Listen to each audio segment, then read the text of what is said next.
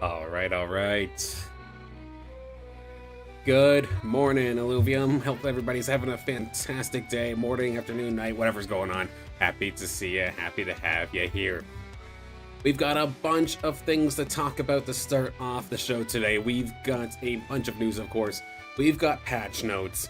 We've got new Illuvitars coming on through. We have a roadmap, and we've got a bunch of updates coming on through, alongside, of course, the excitement for some upcoming tournaments. We'll talk about it all in just a couple of moments' time. And of course, after the fact, after the show, do the usual Illuvium Zero blueprint, not blueprint heist, but the blueprint combos. Look for my final couple of links, and then after the fact, we'll get on with some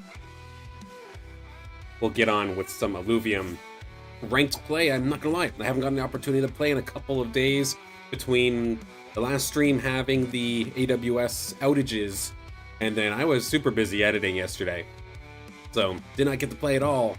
Looking forward to it here today. As always, regardless of which platform you're on, whether it be Twitch, YouTube, or X, I do have chats open on all fronts. It's not mandatory by any means. You want to just sit and hang out, you're absolutely more than welcome. I'm just happy you're here. But if you want to say hi or have a comment about anything that we're talking about, or have something in particular you want to talk about that's relevant to what's going on, by all means, I can see you, and I'll get to you, whether I'm talking about the news or in-game.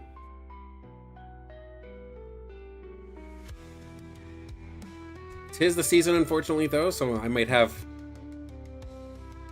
a few more little stoppages like that. A little bit under the weather, but we are still getting it done the best we can here on the channel.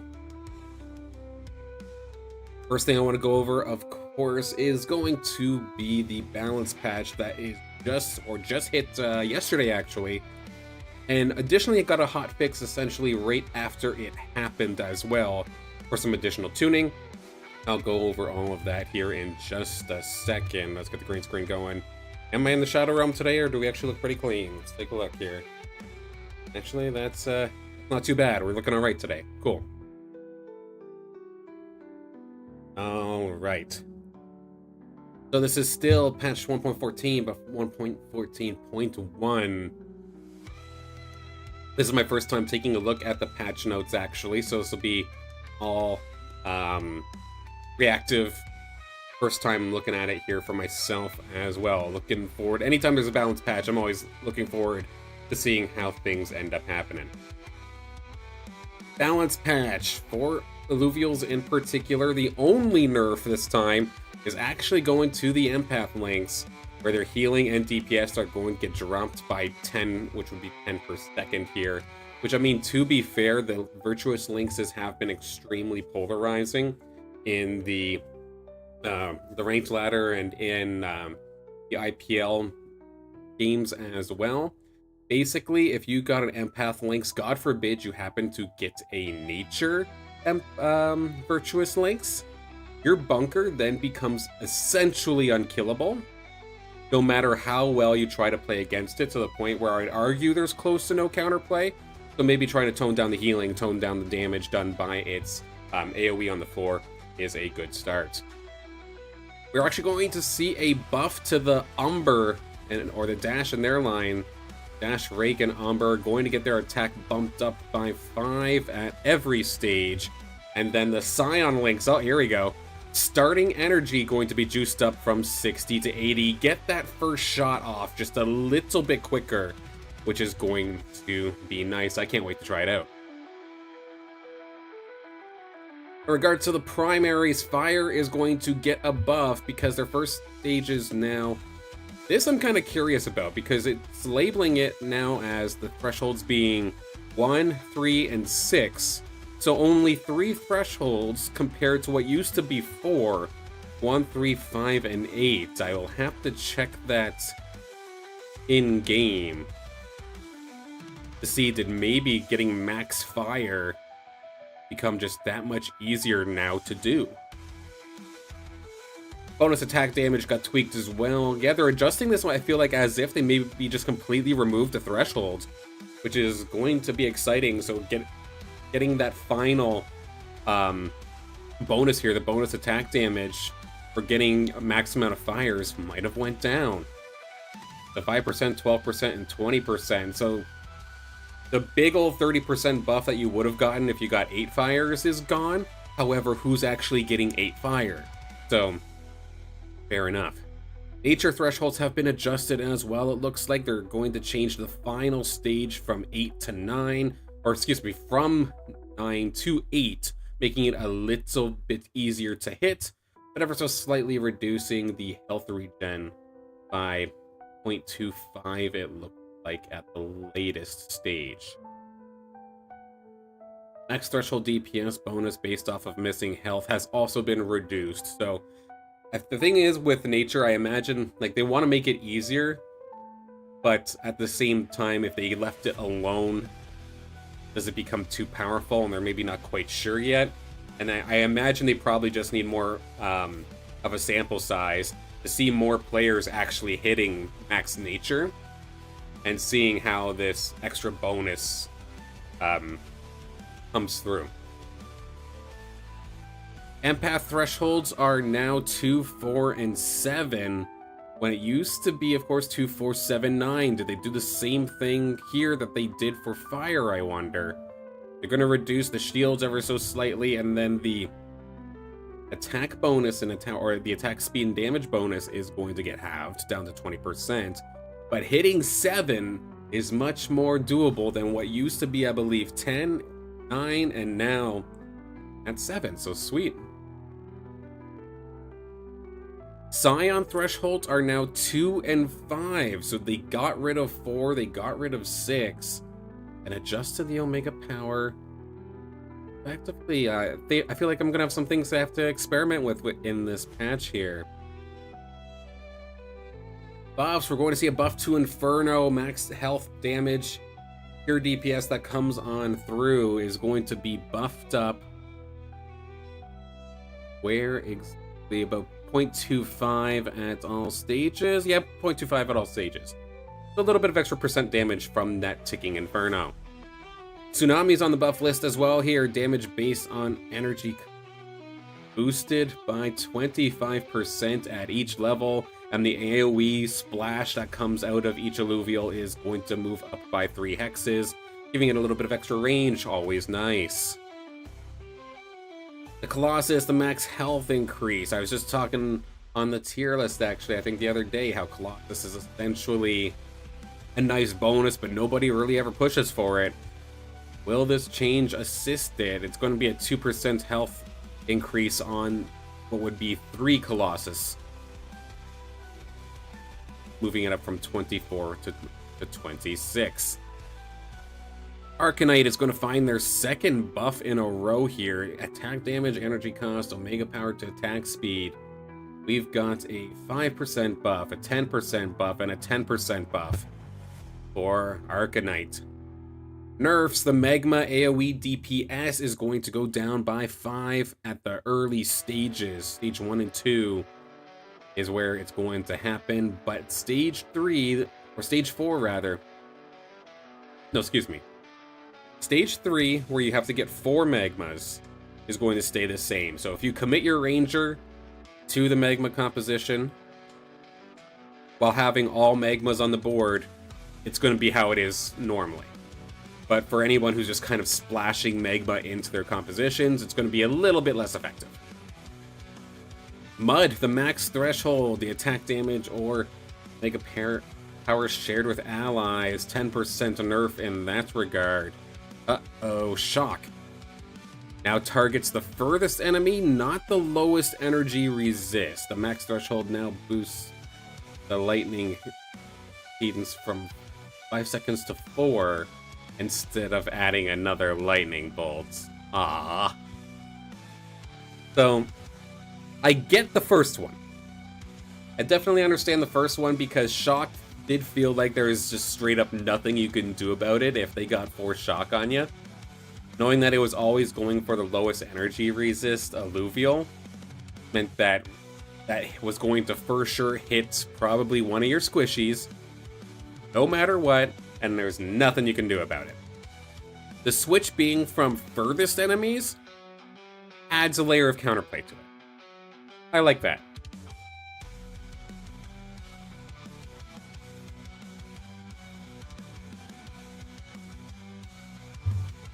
I understand that, and I like that part of it. What I hate... Ooh. My wife just ran into a door. She's good. The max threshold, though, now basically just reducing how... Or, excuse me, just making the 2 lightning bolts come out quicker instead of adding another lightning bolt. That's unfortunate. That's sad to me, and I wish I didn't see that, but we'll see how it goes. And then dust, how often it activates is going to go up by 1 second up to 7 seconds total. Got some buffs to the weapons here. Let's take a look. The Tempest Lance. So that, I believe, is... Yeah, Tempest. So the Air Lance. The Omega AoE is up to 25 hexes compared to 23 from before. And we're going to get a little bit of a buff in terms of the damage and shield. So a 2 hex range increase on the Omega. And then 50 more damage and shield. The Flame Warden Staff, this is the Fire Empath Staff. The energy cost is going to go down by 10, down to 150. Get those casts off a little bit quicker. And then we're also going to see a 2 hex buff to their splash damage AoE. The Elderwood Staff, this is the Nature Empath Staff. Its cost is going to go down as well. 160 from what used to be 170, and an additional 50 shield added to that weapon, which I'm actually kind of surprised about because I'd argue Elderwood Staff was already good, but you just had to commit to playing Bunker right off the rip that a lot of players just don't like to do. So I'm going to be keeping my eye on this one. We could see some impenetrable bunkers, and the Elderwood Staff very well might replace the Virtuous Links. Grove Sword, so this is the Nature Sword. Very, very few people ever actually ran this thing. But we're going to see physical and energy resistance up by 5 on each stage here, or not each stage, each type. 50 total now for physical resistance, 40 now to energy, and the Omega damage is going to go up by 100. Nerfs, Vinebound Cleaver, thank God. Okay, that's going to get its health knocked down by 50, attack damage down by 5, and Omega bonus attack speed down by 10%, and the range of its AoE Omega Splash is going down by 5. It was a very polarizing weapon. I'm glad that, I don't want to see it completely neutered. I don't want it deleted from the game or anything like that, but it was so good. It definitely stood out quite a bit, so I'm happy to see a nerf there. Sylphid Blade, the attack damage is going down, so this is the water attack, or excuse me, the water fighter weapon. Attack damage down by 5, energy costs going up by 20, so taking a much longer time to charge up your Omega. The Galewind's Bow, this is the fighter air weapon. One of the air weapons, actually, because there's 2 air fighter weapons, but this one being the ranged bow.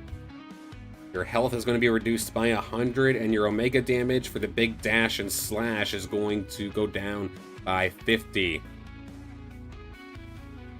The Shadow Maul. I think this is the Earth Empath weapon. Health down by 50. Physical resistance is going down by 6, or not by 60, that'd be insane. Going down to 60, and the attack damage is going down by 5. There's also something labeled as an adjustments to my dear Emberling Rod. The first blossom damage is going to be cut from 750 to 300. And then there's going to be a second blossom that deals 300 damage with no amplifier.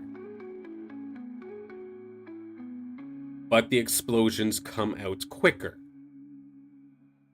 Okay, so they're trying to make it at least a little bit more consistent with it blooming now 0.5 seconds compared to 1.5 seconds. That is a lot less things. If it still behaves the same, where once the seed is down, even if the ranger gets stunned, it'll stop it. If that's still how it behaves, the bloom coming out that much quicker gives you that much better of a window to actually make sure your cast goes off. So it looks like the damage is going down, but it's going to be coming out much more consistently. And I think I'd probably rather like that, so I'm curious to try this out. Weapon amplifiers. So some of the extra augments or amplifiers that you can get onto your weapon later on in the game. We're going to see one to the Ripple Flail.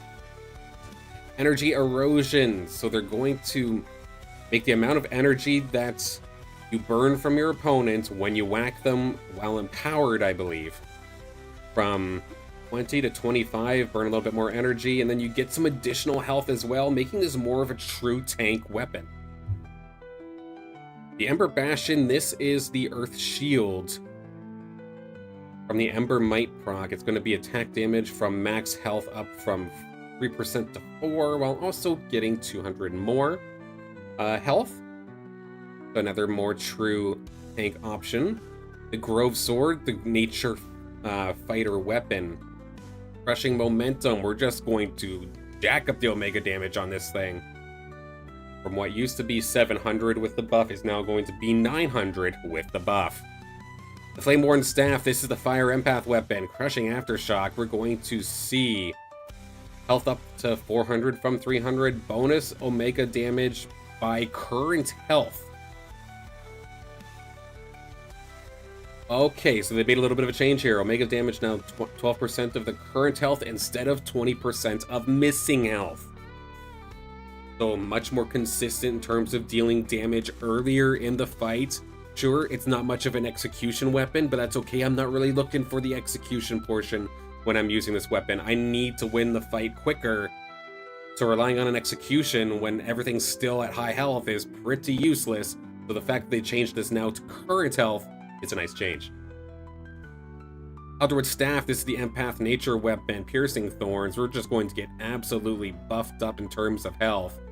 To really kind of amplify the fact of maybe having an unkillable healer and shielder for your bunker composition. 1,100 health. That is probably the most health I've seen on a weapon from 800. The Aqua Blaster's Glacial Grip. They're just going to bump up the stun duration by 0.5 seconds. That is a nothing burger.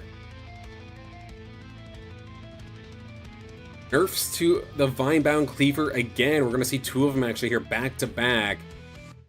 If you're using Overgrowth for some more additional health, it's going to end up dropping you by 300%, or not 300% here, 300 health down to 500 from 800.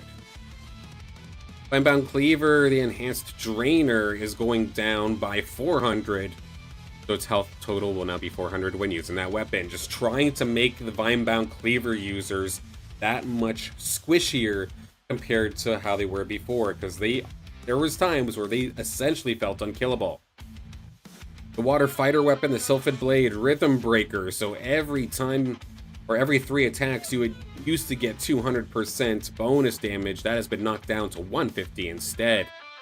The Galewind Bow's Executioner, the threshold for execution is down to 12% compared to where it was at 15%, and you're also going to be losing some health, 300 from what used to be 500. The Shadow Maul, the Concussive Darkness, you're going to only get 200 health from this now, when you used to get 600. The Shadow Maul, the Void Shield, is also going to get a nerf as well. The shield you get is going to be 700 compared to 800. Couple changes to our suits here as well. Evasive Momentum, dodge chance is going up to 100% compared to what it used to be, 80. The Temporal Flare attack speed is going to go up 45 compared to 40. Celestial Infusion, trigger down to 12 attacks compared to 15, but they are going to knock the Omega power down given from 50 to, or from 60 to 50. Luminara's Curse, I swear I see this on every single patch trying to get buffed and still not really getting used, but its AoE is going up to 25 compared to what used to be 23. Hunter's Precision, so this is where you would give the true sight buff and attack range to one of your Illuvials that is the closest to your ranger, and you can do some pretty crazy with this thing before. where give this to like a monk here on a mud team and it would be safe and basically unkillable. But that is going to get nerfed. It had 4 bonus range before, now it's down to 2, which is still decent, but obviously any sort of range reduction means that you're that less likely to be safe. Explosive tempo, the attack speed per attack is going down to 1% compared to 2, and then Deadeye's Wrath, bonus damage down from 175 to 140. How about the Forge? Let's take a look. This is going to be some of our augments, and I like... Shoutouts to whoever wrote the patch notes. You actually put this in the old names as well. I thank you for that, because some of us are still trying to figure them out. And personally, I know I can't stand the new name. I want the old names back. But what used to be the Fury Heart, the damage amp is actually going up by 1% here. Because that one front-loaded a lot of damage and then had damage amp on top of that, but it didn't give you any attack speed. So I was never, at least personally, I was never mad if I got it, but it was never my first choice. The Scythe Pulse Reactor, or what used to be the Sunder Matrix, the piercing is going up on this by 5%. What used to be the Emprian Core, Omega Power to Allies is going up by 1 for 8 total. And then what used to be the Vorpal Crest, crit amp on takedown is going up by 1% to get to 5 total, with the base crit chance also going up to 10 from what used to be 5. Alright, Disruptive Force. So this is the old Fate Sealer. This thing was basically a must pick if it was on your bench, but you're getting the 5% attack speed bonus removed. So if I recall correctly, that is just the raw speed buff, not the resetting portion, where every elimination on takedown would give you more attack speed. The Overguard resistances on field expiration is going down by 5 to 10 total. The Mindstorm, which used to give you the Omega Power attack speed, and then I believe it was... It started off with energy regen and then gave you Omega Power. The attack speed given on that is going down to 5 from what used to be 10%. The Guardian's Grid, or the Holostasis Reactor, where it gives you a shield to yourself and your lowest HP ally, is going to lose the resistances off of its off the base stats. The Chrono Flux, okay, here we go. Hyperforce Reactor. The scaling attack speed is down to 1% compared to 2. The attack damage is going up by 20% and added 5% base attack speed. Am I stupid for thinking that this is actually a buff? Yes, the scaling went down by 1%. Okay, sure. But buffing the attack damage and adding 5 more base attack, I feel like that's a buff. I very well could be wrong here, but I feel like that's a buff. The Immunity Prism, so the Omega Power Omega Power per second during the immunity phase is going down to 1 from 2, but now the holder gets it 2. Okay, that's cool. So it's not purely just a support augment anymore, you can actually gain a buff for it for whatever you put it on. You blame me for the patch? I mean, fair enough, by all means. Hey, Gear, what's up? Couple buffs to our legendary augments here. What was the Ruination Prism? Resistance is stolen, now up to 5% from what used to be 4. Adaptive Reflection. This thing used to be broken a couple of patches ago, where you would just get an absurd amount of resistances. Got nerfed and hasn't necessarily seen the light of day since, but its max stacks is going up to 50 compared to 40 where it is 4. No, I don't blame you, Gear. It's and over here as well. Very gloomy day. I'm having a hard time getting moving. I really need to chug the coffee back here today. Infinity Core. So this thing used to give, a long time ago, it used to give crit to your Omega. They, of course, removed Omega's critting from the game for the most part, if not completely. And they just gave it Omega Power plus crit chance. And it's never seen the light of day since. But what they're going to try and do here is up the crit chance by 5% here, while giving you an additional 10 Mega Power. Retribution's Call. This is the Super Tank Legendary Augment where you get a boatload of health and thorns, but it does fall behind a little bit compared to some of the other legendaries that are on the game. To try and, I guess, get some more usage out of this, we're going to see the thorns, so the reflective damage go up by 10. Cover My Protocol, or the Granite Heart. So this is what basically turns whatever unit you give this to into a granite unit, basically. Not literally, but it feels like it, because right off the rip, you'll become invulnerable for up to 6 seconds now and gain mitigation. And then the Life Storm, where you slowly heal things around the alluvial given to in like a small circle. It is now going to make the user a little bit tankier as well now, with an additional 300 health given to that item. Some nerfs to our legendary augments. Let's take a look. The Time's Respite. So this is where every time you cast your Omega, you heal and get a shield based off of your energy cost. We are going to see a 25 point reduction to the shield and healing. We did see a pretty good example in the IPL recently of it was an unkillable Stoic Terralinx, where just every single time it wound up and casted its stun, it would heal basically a quarter of its health, and it had a lot of health. So, trying to maybe make it so that it doesn't stack too heavily with maybe some of these other tankier changes that we've seen in the game so far today. The Omni Spark, or what used to be the Evasive Veil, Omega Power down to 20 from 25, and they're reducing the attack speed you get after the invulnerability quite considerably by 15%, down to 10 compared to 25. Power Cubes, or Leviathan's Fury, the max health pure damage that you used to do used to be 5%, going down to 4.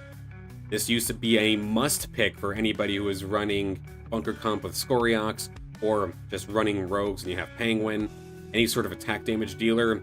If you had any sort of attack damage carry, this thing was basically a must pick. They're trying to reduce that, but only doing the 1% reduction this time. The Transcendent Relic, so the Power's Ascent. This thing used to be godlike. It hasn't necessarily been that great as of late. But yet we are going to see it get nerfed here. The max amount of health gained is not going to be 100% anymore. It's going to be 80.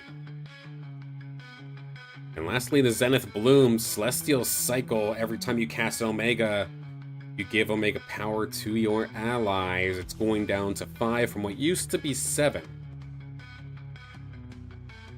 Now, last on the docket here for our patch notes, you're going to see some drone augment changes. The Champion's Focus, so this is basically taking your tier 5 units and modifying your drones so that it's focused, dead set on buffing a tier 5 unit. We are going to see a 5-point increase in the early stages and 10 in the later stages, depending on which stage what tier the drone is. Oh no, it is stage. Depending on what stage the drone buff is. Smoldering Strike, so the pure damage based off of your attack damage, going up by 1% in the early, if it's an early stage drone, or if it's a stage 3, it's going up by 2. Then Resonant Bond, where it just gives damage amp to your nearby allies, going up by 1 across the board. Nerfs, though, to the Second Wind. Thank God. The random burst healing that comes up from the drone after a couple of seconds there was pretty damn crazy, but it's still not going to be neutered, I don't think. Because 2%, 2%, and then a 5% reduction. So more so worried about the stage 3 second wind drone augment. Fair enough. I'm gonna try and keep it in check a little bit. So it'll still be a big heal, but hopefully not a stupid big. Oh, that being said, that is the patch notes for the most part, but then I believe if I popped open Discord, there was also a hotfix that came up shortly after, where they have resolved an issue with duplicating legendary items. That sounds kind of serious. I'm glad that got fixed. And it looks like they actually hit Mud again. They nerfed the Mud for AD or from attack damage and Omega power stolen to 27, 36, and 45. So like 5% or 3, 4, and 5% reductions to the Mud affinity. Excuse me. Alright, but yeah, that is our patch overall here for patch 1.14.1. Looking forward to trying some of this out. Looking forward to seeing what happens with the IPL and some of our other tournaments that we see coming down later on that we will talk about. Of course, one of the things, what do we got up next? So one of the things I wanted to talk about, of course, is the roadmap that Illuvium just posted yesterday. See if I can slide myself over a little bit here. Get a little bit of a better view. Something like this here. Yeah. So this is all stuff that has actually been completed in Illuvium. Trying to, let's see here. All of the features. There's a ton of features to go over. I'm not going to go over everything, but of course with Overworld, they started their MMO development. We're pretty close, I believe, to the vertical slice coming out. Pretty crazy. I'm looking forward to that, of course. But of course, over the last couple of months here with the arena as well, like bonding came back, the suit amplifiers, the fuel drops that would happen every once in a while when making it into the top 4, drone augments, all of the arts that came alongside with it, and end screens. Like, there is a lot of things that have been added over the last couple of months, and it's very awesome to see. Of course, they've also had their other stuff here with the localization for the website and so on and so forth. The fact that Illuvium 0 has leaderboards, has Illuvitars in there, and lots of quality of life improvements. And then I know personally where I kind of took off and where I really started pushing Illuvium full-time when it comes to content was because of Q3, with spectator mode being added. I've been saying over and over again, if I heard that, is if there was a spectator mode, I'd cast this game. They brought it out, and here I am. Augment recommendations was definitely nice for getting newer players on board. The Hollow and Dark Hollow visuals in non-Leviathan mode. I know I'm still very, very happy every time I see that my bench is loaded up with Hollows from my time in the overworld. The Battle Pass came out as well, and there, of course, is a ton of changes with Illuvium Arena, with Illuvium Beyond as well. I'm not so much in touch with the Illuvium Beyond stuff, because to be completely honest with you, other than them being a profile picture, I don't know if there's anything additional with Beyond. But it's something I gotta do a little bit more research in there.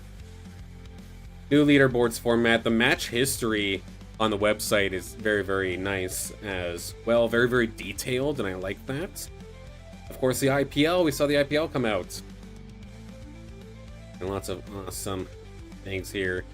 Illuvium 0 kind of got left in the dust, but it's to be expected, as it is, of course, the support game for the Illuvium series, not a main title.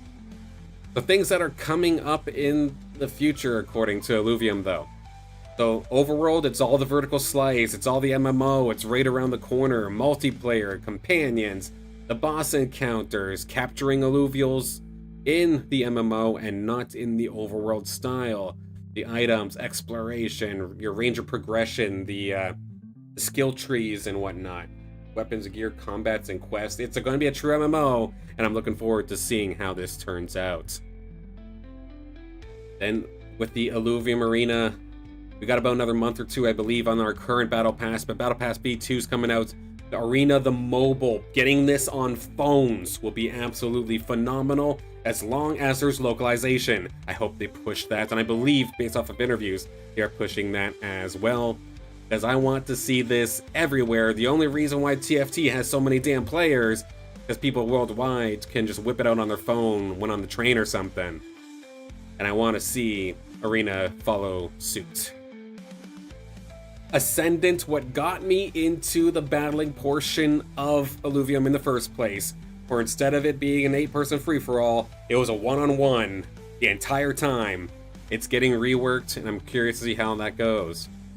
Tutorial videos, game localization, there it is. Revamping the tutorial, because I know that is a pretty common thing that I hear from a lot of people, that I want to try it out. This looks really, really cool, but there's too much. I feel like I'm lost.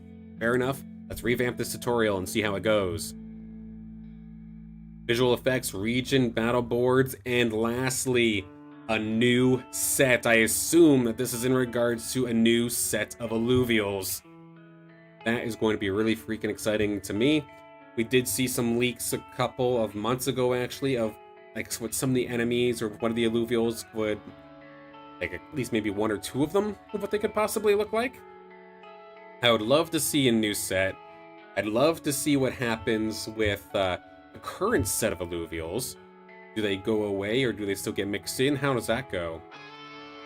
And then with the new Illuvials, are they all going to be brand new, or are there going to be, I guess to throw it compared to like a Pokemon, regional forms? Like does Atlas, the little water axolotl, does it just show up as an earth form? And have like a very, very similar Omega? What kind of change are we going to see there? And then for Beyond, of course, very, very shortly, actually, we'll touch on it in a little bit briefly, but Beyond is having a Halloween sale.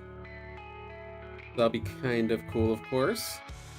Of course, I'm not too huge into it. I just pick it for my Illuvitar profile picture, but still cool to see.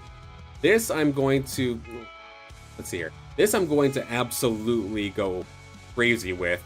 When Illuvium 0 actually gets training gems, I'm going to be changing my, especially one land's plot in particular that I'll talk about later. I'm going to do a full revamp, depending on how this is allowed to be played.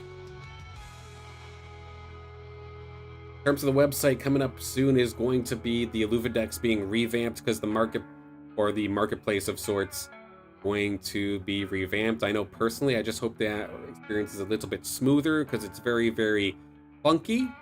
It gets the point across, but it's just very, very slow. I hope it gets fixed up a little bit.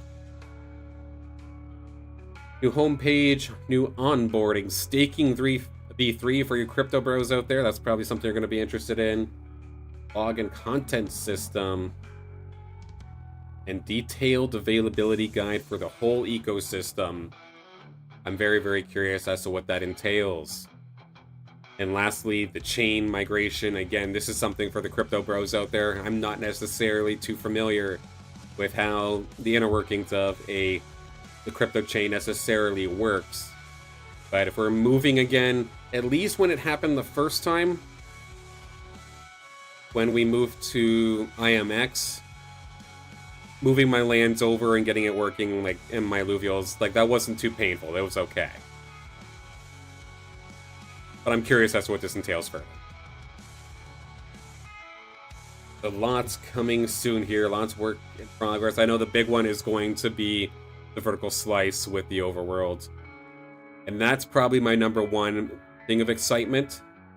Let's see here. What I'm probably most excited about here with this new Illuvium roadmap. First off, it's basically everything about the vertical slice, the MMO coming out, or overworld. The thing I'm second most excited about, though, is going to be the training gyms. I want to see how this is implemented, because this could add some serious value to land plots. And then lastly here, for the arena, I really want to see what happens with Ascendant. but I do not want to see the community get split. We already have a small enough player base. And I know personally, not gonna lie, I like to send it way more than Gauntlet. And I would keep queuing up for Ascendant. I'd probably rarely queue out for Gauntlet. And if we have like maybe a couple hundred people playing, and we're splitting them between 2 game modes, that might be a little bit scary. But the mobile release here for Arena is going to be my 3rd most favorite thing that I'm looking for.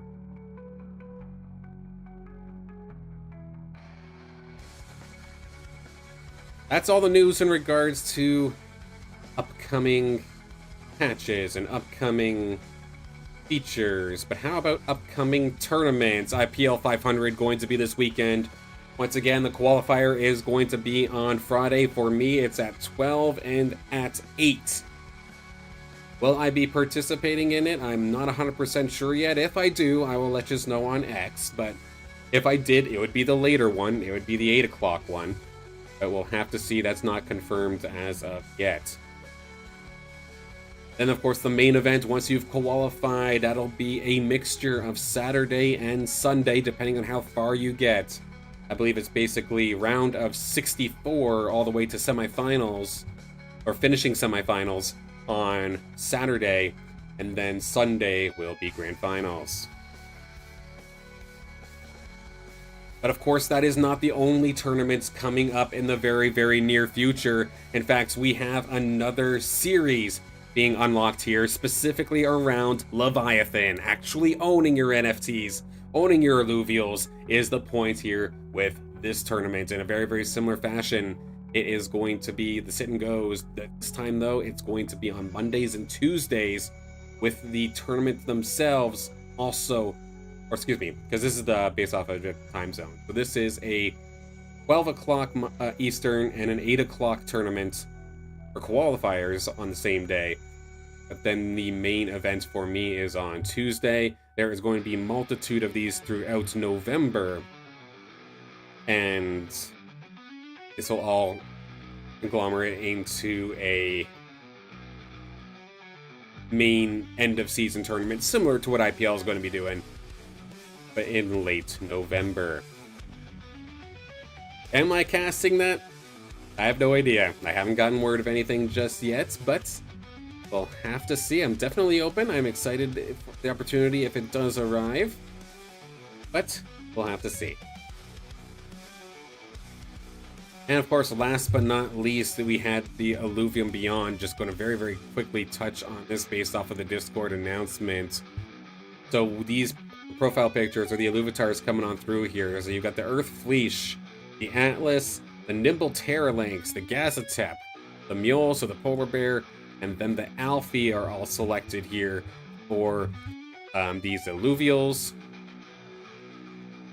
We'll see. I might rip one pack. I want to see if I can maybe find a Terralynx for myself, or Alfie, for example.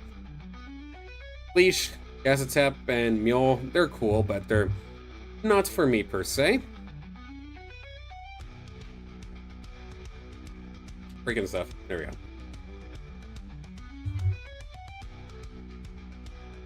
And with that, that is all of our news here for everything Illuvium. Now it's time to start playing, it's time to start collecting. With my Google Sheet in hand, it is time to start taking a look at our Illuvium 0.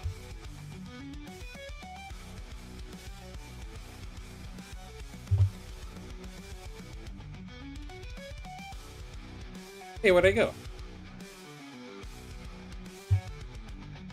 There I am. Alright, perfect. So, of course, the game plan here with this plot, of course, I'm still looking for lynxes. 5 more to go. And then I am trying to complete combos for each of my Illuvials here. Let's take a look and see if we can find some lynxes to start things off. So far, we've got an Arcane Hydra Lynx. Do I have this one? I do not have this one. We are down to 4. There we go. Let's pick that one up. Check mark added to the board today. That is a start of a good day. One more scan. Do we happen to hit 2 on the same plots? We got Cardulux. I already have this one. But I'll happily accept it into this plot as well. Virtuous Hydrolinks. Oh my goodness. Streamer luck is real once again here today. Knocking 2 off the board on the first plot. We now have 3 more to go. And I have all biodata for tier 2s. Oh my goodness. Now, how about some of these blueprints? Can I get the combinations going here? Got a fact for the Axon, not what I'm looking for. The Plasma Skin Archos suit. Success, we have the suit. Back to our... Which one was this? Plasma Skin. We will check that there, so I now just need the drone.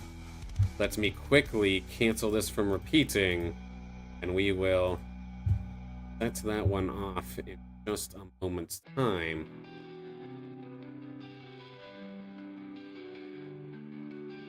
I gotta kind of see what the rest of my plots are doing before I start sending off additional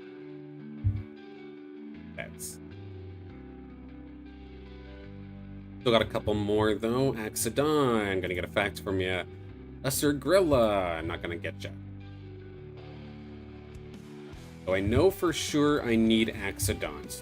So or both of them. So let's see. Axodon, drone,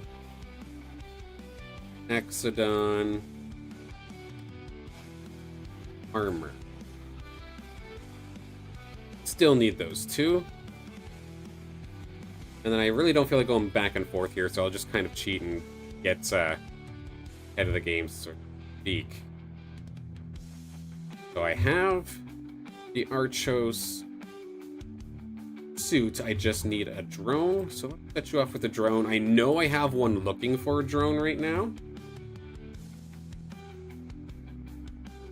I realized I didn't switch back, so sorry about that, but I just kind of reset my plots and whatnot. Archos is now looking for a drone. Axodon's still looking for that. Axon, yep, okay, so that's all correct. Which other plot was it? Do I have Archos drone looking anywhere? Actually, I don't, so you know what? This actually worked out quite nicely. The Halcyon Sea will now start looking for a drone for me. And we can move on from there. Scoop up my passive. And then double check, is everything functional? That may repeat. Okay, this plot's good. Well, there we go. 2 links is off the board right on the very, very first plot. That's incredible. Now, the only thing that's problematic is that in this game, of course, your biodata doesn't get shared with your other plots. So there is absolutely the chance that I find repeats, like I got the Cardulux a little bit earlier. But once you get it on that plot, you can't get the same one again. So we'll see. Speaking of Cardulux, it is on the board here. Let's take a look at our scanner. Can we find some links? Arcane Hydrolinks, sure enough, we literally just found you on the other plot. I'll gladly take it onto this one as well, though. And that's the only thing our scanners are going to find today. Do I have enough fuel to keep going? I not, actually. I should have set my scanners on yesterday. Not my scanners, my converters. I'm going to be a little bit delayed there, but I'm sure we'll have it up and running short. I forgot my research labs. Research labs. Jacondi, I needed both a drone and a suit from you. Not getting anything. Chuko, no. Cardlocks, no. Greater Monk here, no. Chuko, no. Sure enough, I'm gonna get skunked in regards to my fuel. The Jacondi is still going, but that's the only one that could keep going for now. Off to Shard Bluff.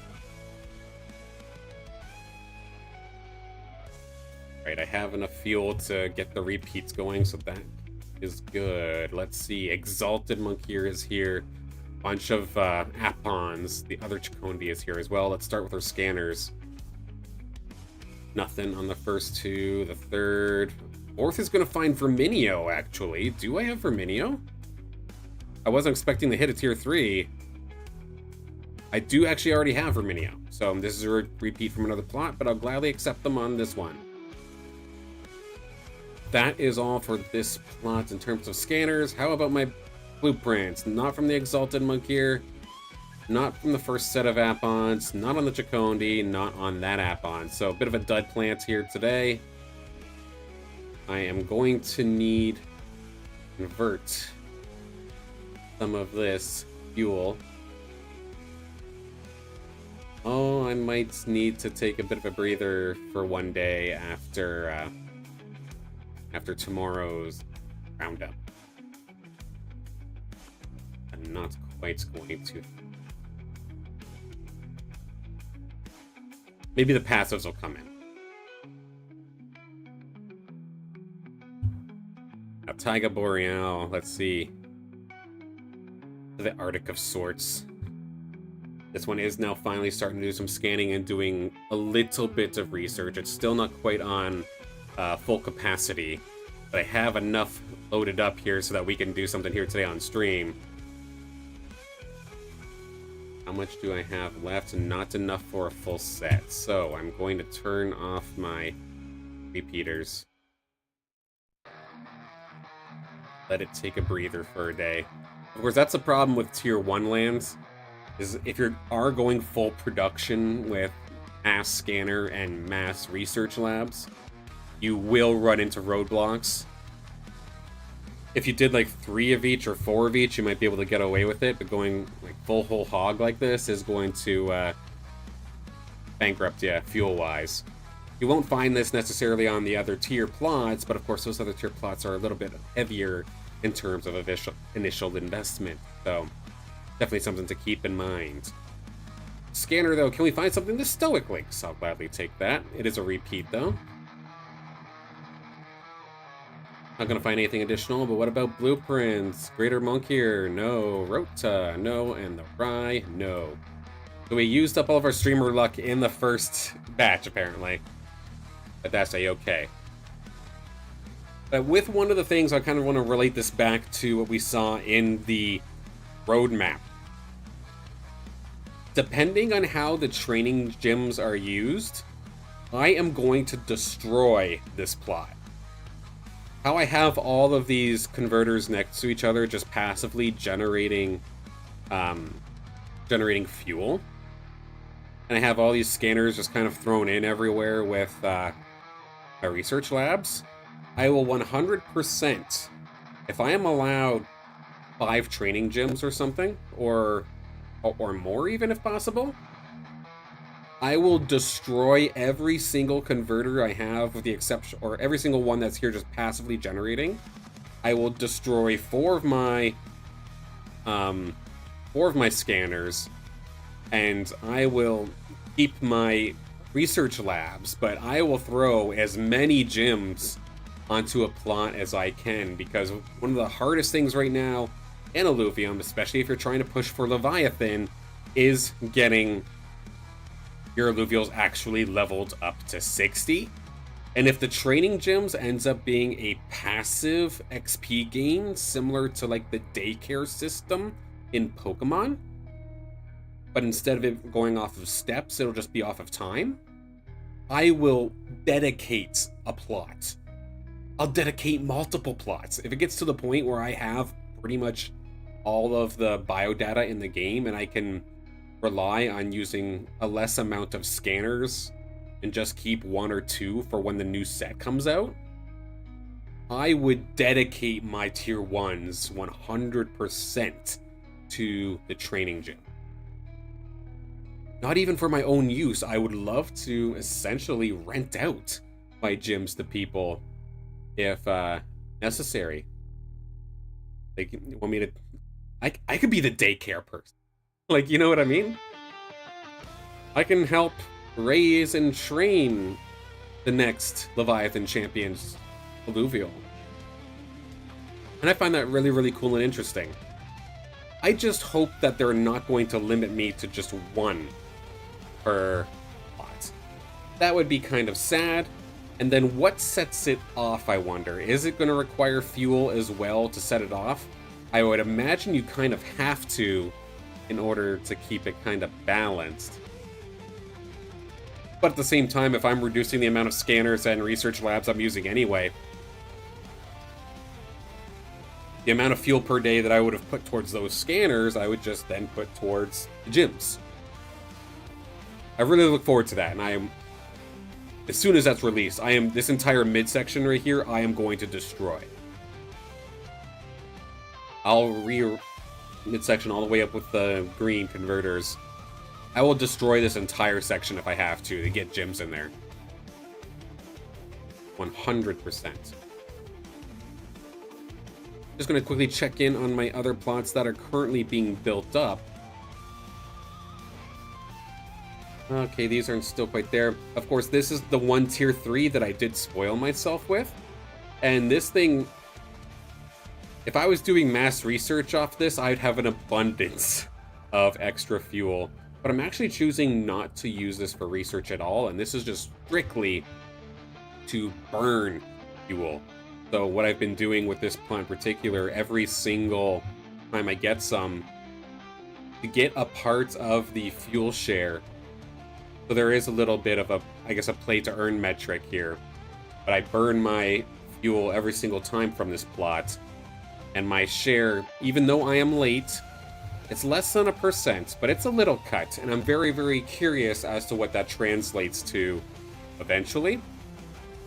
And that might be one of the few times where I actually kind of, not break character, but break my norm. And I'll straight up tell you, like, one week of burning all of my fuel on a tier 3 got me X amount of cents. Or X amount of dollars, depending on what it is. Because I believe it is all based off of how much fuel is bought in the Illuvium marketplace. So obviously it's not a guaranteed thing. Now, Crimson Waste. This one is one I'm just building up. It looks a little bit different since the last time you would have seen it. But I'm building this one up to be more traditional like my first 3 plots, where I am only going to have passive converters for Hyperion, or for whatever resource I actually have a fuel node for. This is loaded up and essentially good to go for the time being. I've used up all of my building slots, going for the next Nexus level, but I am now kind of on a time crunch because I need to get my storages up to 1 million, and then what was the other one? It's 1 million and 500k and 80 fuel. I did get the storage for the Hyperion, so I can get up to 80. I can get up to 90 fuel, no problem. But this is going to be that bottleneck that tier 1s really, really find themselves in, where I am probably going to be in this state for probably at least a week, because I need to convert all the fuel I get off of this extractor in my Solon converter to first off then get my engineering workshop up to the next level, so I can up these storages up to the next level, and then I have to hope that 2 level 6 storage units is enough to get me to 1 million carbon. If not, I could probably, to be honest, I could probably just kill off one of these power generators and build another storage facility for carbon, one of these silos. But I'll probably be here for about a week because of the nature of tier 1, but that's okay. This is not a sprint, this is a marathon. I won't be impatient about it. I'm excited, but not impatient. And then this is the current status of the one that is eventually going to be used to my speed run of new plot to blueprint minted. I just recently got to level 6. I'm in a very similar scenario where now I'm trying to get to 400 and 200k respectively. I do not have enough storage as of this moment, so I gotta level these up. Similar scenario, but I am a little bit resource blocked as of this moment. Of course, everything I do on this plot, I make sure that I am recording for when it comes to building new buildings. So I won't touch it right here, right now, but later on, I might take a look.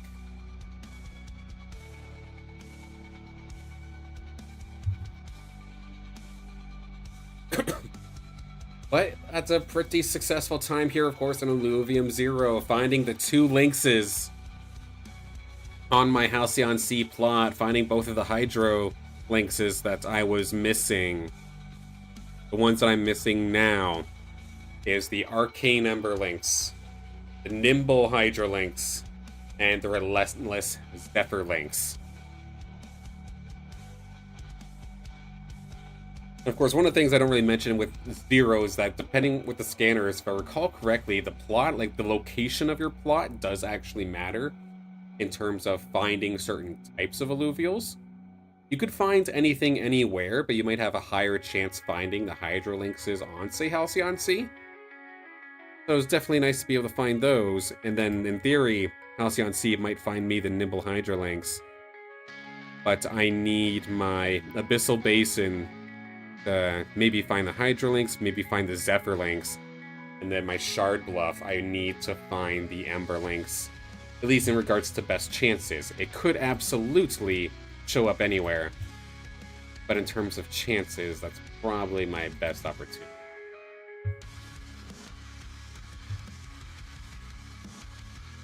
Well, I've been yapping for about an hour here. Let's hop in to Illuvia. I'm assuming all the servers are okay. See if we can play a round or two here.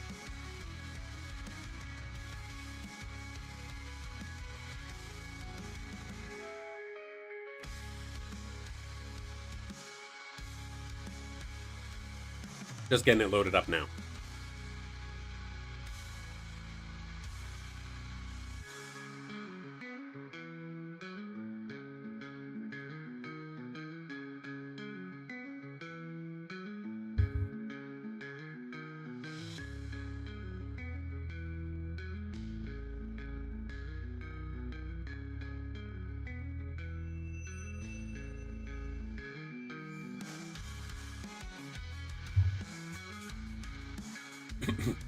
Probably just would have heard it loading in the background. Still trying to get there. In the meantime, I do want to give a quick shout out. I'm not sure if they're trying to be known yet, so I'm just going to label them as the Illuvium social media intern. I learned so much from them already in the last 2 weeks.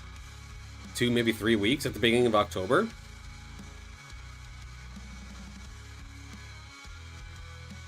Excuse me.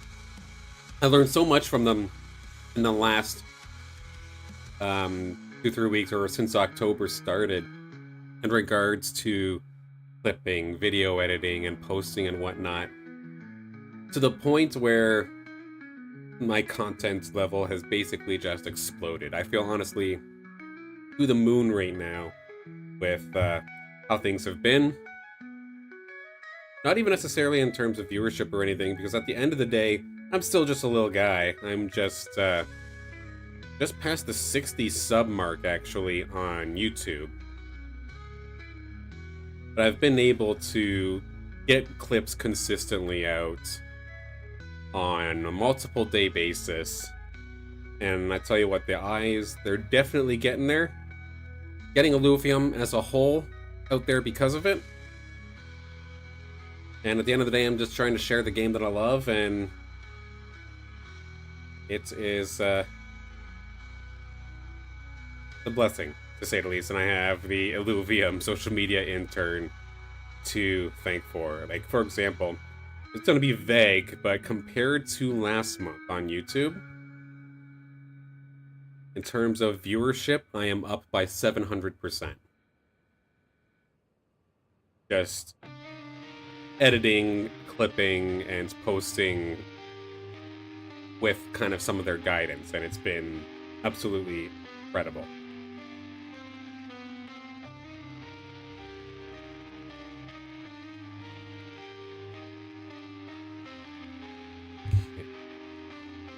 Game is loaded.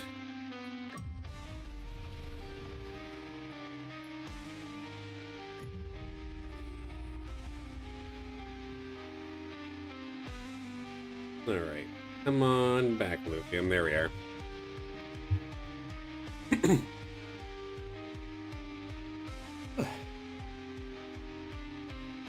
Yeah, so this will be my first game on the new patch.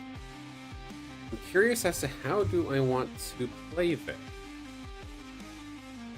I'm not gonna lie, the last little bit I've been just kind of rushing 6 Air 4 Shock. But I miss my nature bunker.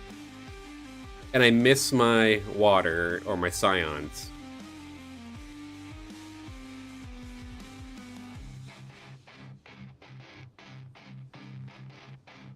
Like, I know the conversations, like, for at least, like, top-level play is that you do not get rewarded for playing flex. Like, you're better off just kind of picking something and sticking with it. But, personally, I just love being flex. I have favorites, but I love being able to play pretty much everything. Or anything, with the exception of Rogue. I will probably never actually play Rogue. Some of the free missions here, or some of the missions in general in the Battle Pass today, play 3 ranked matches. Maybe I could sneak those in throughout the day. Won't be able to get it all done here. Win PvP rounds, ghost rounds count. Okay, so just the first 2 missions, just play the damn game. Then premium missions ends the game as a level 9 or 10. Okay, that's absolutely doable. And 12 different synergies at the same time. Yeah, so basically just play the game, you'll score everything. If your goals are the same as mine, should be able to get there.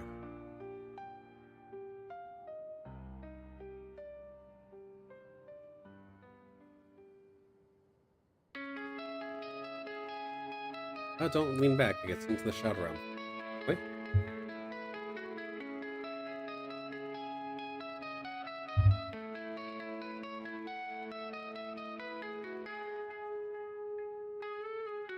Ooh.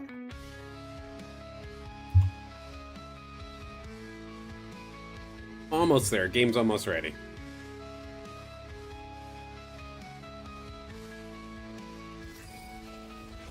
Alright, who do we got? Kirito, Mouse Syndicate. Kirito Hype, rather, Mouse Syndicates.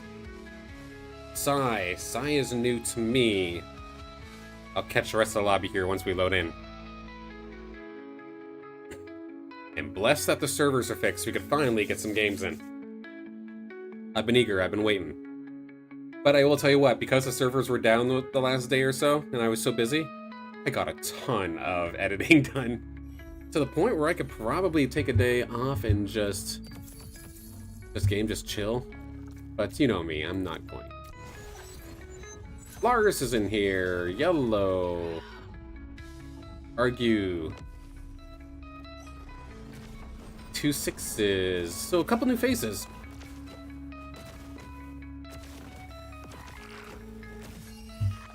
Alright, let's see.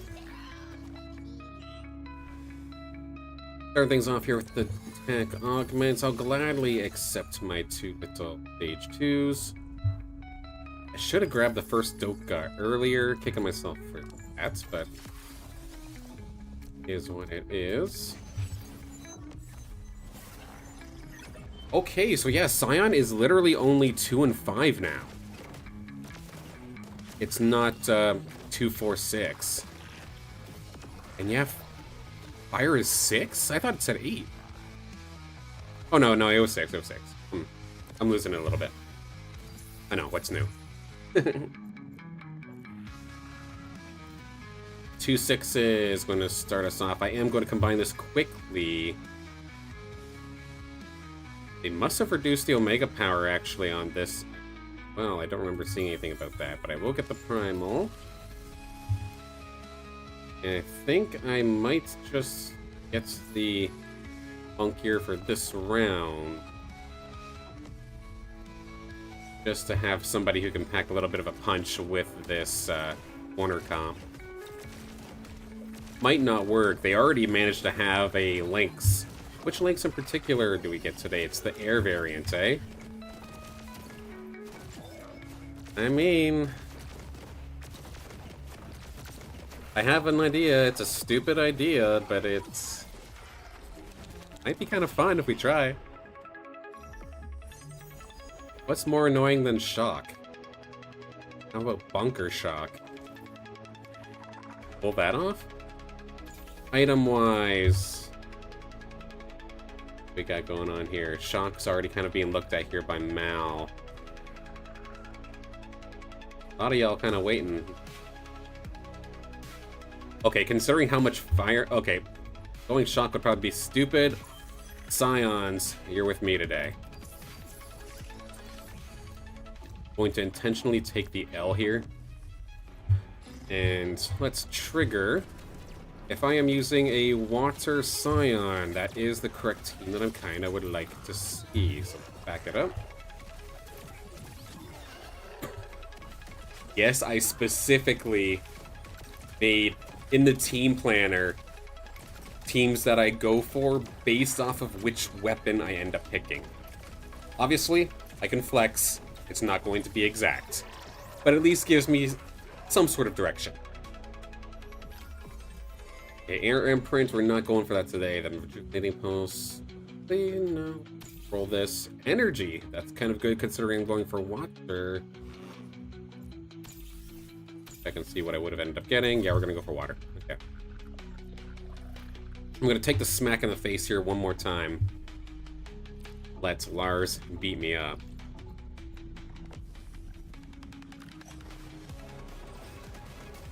Might be stupid, but it's a calculated stupid.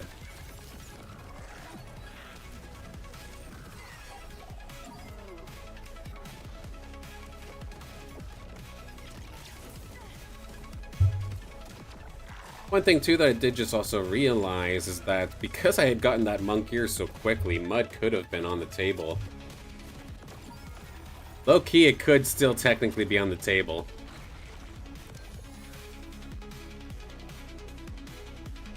Okay, Lynx, come on in as a placeholder.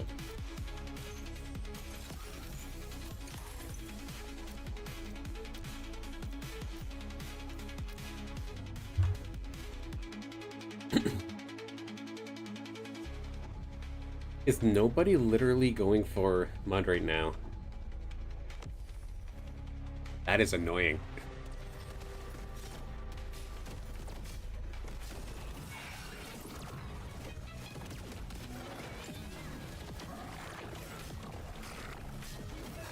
Choices, choices, choices.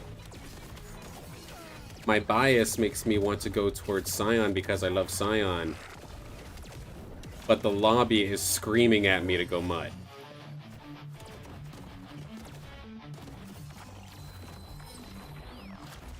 Ah. Binding dash is probably going to wreck that though. Let's see.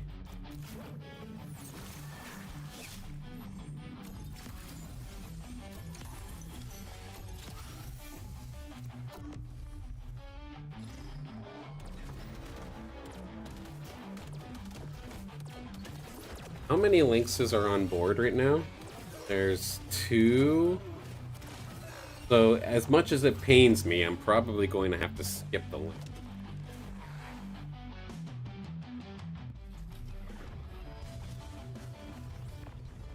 Like, I could try and force, but the likelihood of me actually finding all of the Lynxes is pretty slim, I'm not going to lie.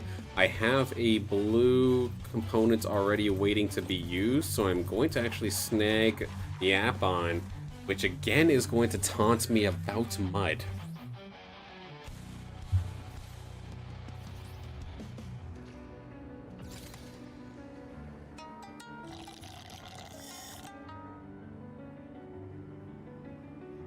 I mean, we can give the new mud a try, probably.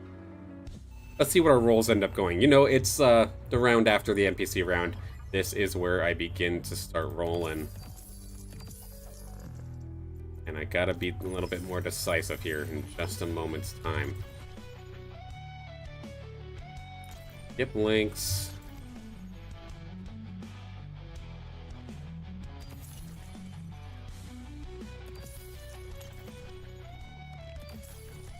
You can tell I'm being indecisive right now, and it's going to punish me big time. Okay. You know what? If Lynx is just going to show up like that, I'm just going to say, okay, fine, go for it. Let's grab the health. Damage. Let's get the tank augment for the next round. Slowest possible rolls I can end up doing here.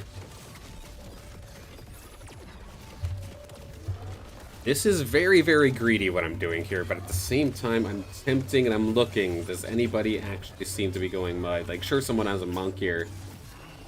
But that's literally it.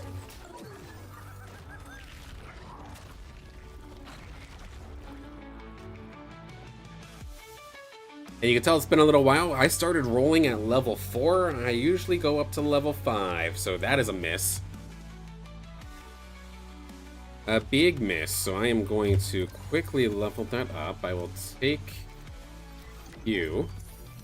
Let's give you the tank augment. Line up next to each other rather nicely. Let's get you over here. We don't need this one. Let's go like this. Some lines. Okay. Let's see. Harbinger. Yes, please. Something along that. Caribou, come on in.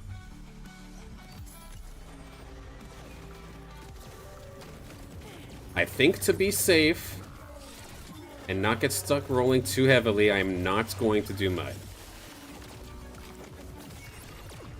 Of course, I can't sell while things are in action. I really would like these headies.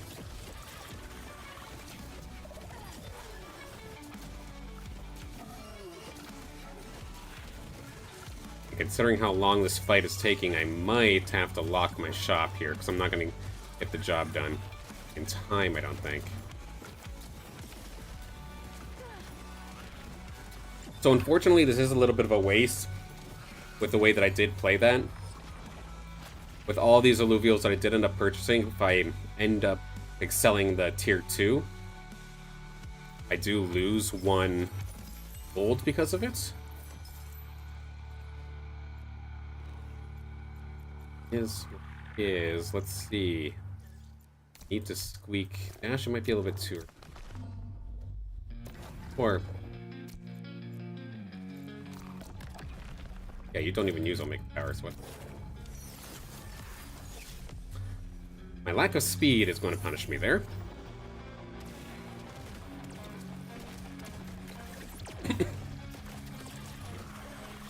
Maybe we can try out new Tsunami. Not really anybody's going for water either, so it's not like I'm turning myself into a contested comp.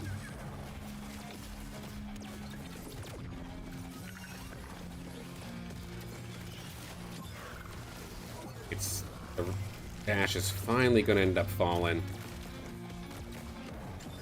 Definitely going to take some heat early on here in this game, but it is what it is. Definitely helps my reflexes are not on point. You can tell I haven't been playing for a couple days. The resistance piercing, no thank you. Attack speed, maybe. Stacking Omega Power, maybe. Stun, do we try out the new stun? I don't think so. Let's go for attack speed. I still honestly don't think that the attack speed buff given to the, or rather the stun buff given to the weapon is going to make that big of a difference in the grand scheme of things.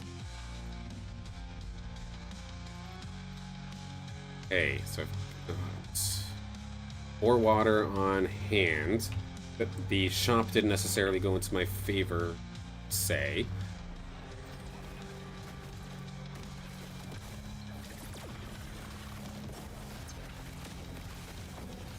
And it's been a little bit since I've gone for water as a whole, so I'm trying to think of my order of operations, so to speak. I mean, we could get this one. We'll have to see how this Tianti goes. There's the stun. See, that's literally it. I don't need the 2-second stun. I just need to keep screwing with this Tianti every time it tries to shoot. That's not even with the buff. There's no way in hell I should win that. But that tiny little stun It's literally like 0.5 seconds. Just cost Arju that one. In fact, going for the 2-second one probably would have screwed me because I would have been off time. Interesting. So the Omnivamp, considering I've got the dash in hand, I think I'm going to take that because, I mean, we know how it goes with the dashes, the Umbers, the Rakes. They start hopping off with Omnivamp. It'd be really tough to take them down.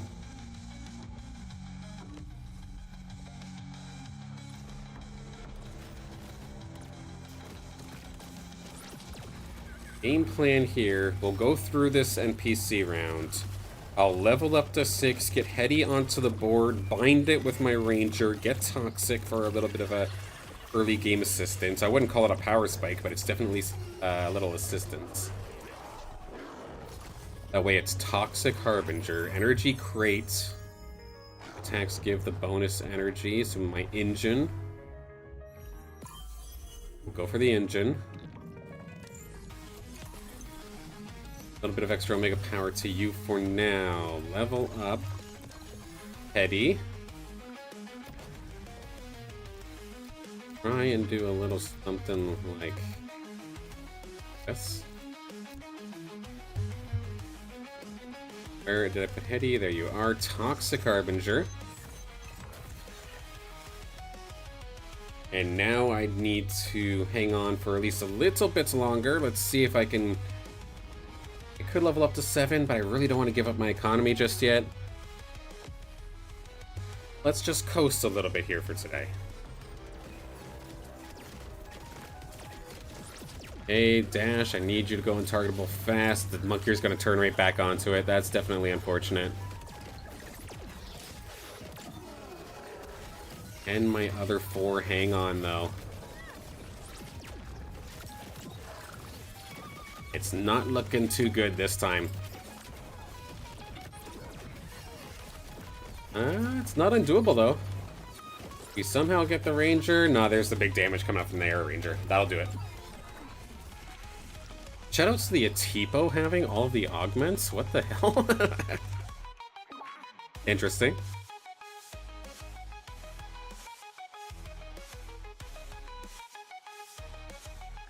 The level 7, I think, is when I truly start the party.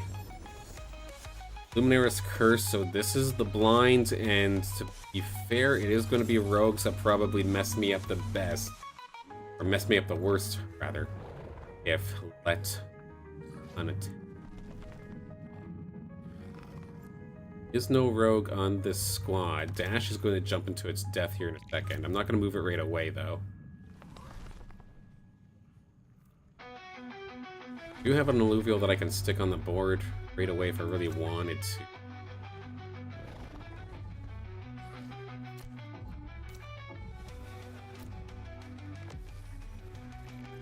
I'll move my Ranger outside of range. That's a rogue monkey. Ay, ay, ay. I mean, at least my dash is completely untouched as of this moment, but it's going to have to do some work. Dash in this stage does not really pack that big of a shot. It's going to at least clean up a little bit of the Illuvials on here, so I take a little bit less damage, but that was a little bit rough. A big miss on my end to not see the rogue imprint onto that monkey. I basically fed them my Ranger for free.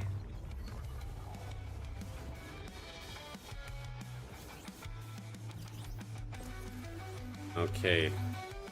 Did not realize I was actually first pick. Let me get to that dash. I think I now have enough for a rake, so I can kind of start turning this a little bit. This opens up Steam as well, if, I still have the Groko on the board, so that is possible. I would have Steam Harbinger. Which is a pretty solid pairing. Sure, I would lose my Toxic, but I still don't see Toxic as being that huge, if that makes any sense. Okay. Do that. I wonder if I can get something here. The True Sight variant? Yes, I would like that, I think. Something along those lines. And I'll eventually give that over to one of my Scions, or maybe a Riptor if I can happen to find one. And we got a steamed up Rake ready to rock in the back line that has True Sight. This is what I need to happen. So far it takes care of the one, but now that Ranger with the new buffed up Nature Fighter Sword coming on through, but my Ranger's getting buffed, my Rake is getting buffed, and I think it's finally time that we stop losing some of these rounds. There we go.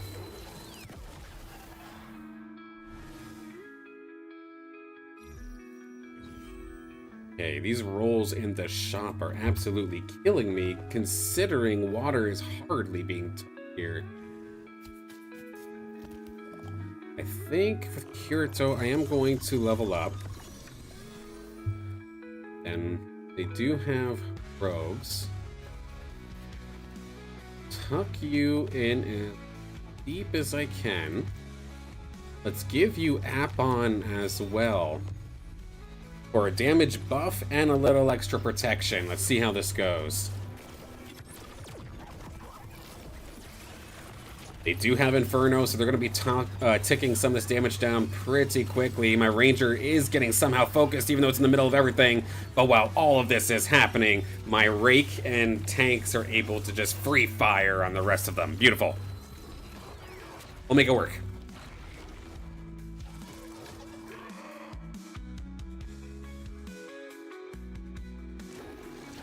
Do need to find that 5th bulwark, get that proc coming on through.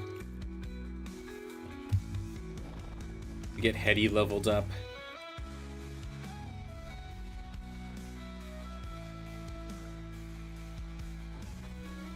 Trying to think of what the best case scenario would be here for this squad. Finding the Eep is kind of nice. I'll gladly accept that.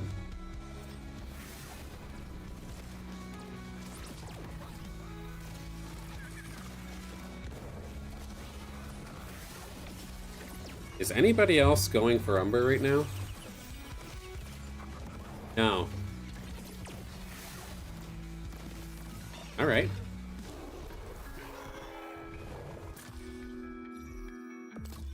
Sounds good to me. Hydra Overload for some damage. Stacking Omegas. Let's try and stack. Riptor is here. Crawler crate. The emergency button, as I would call it. I mean, it would be wise if I had the emergency button on this guy so I can give this over to my eventual Scions. I should be giving this over to my Lynx, actually. I'll do something like that. And Ebe is here. So is Scarabot. That's my 5th tank, actually.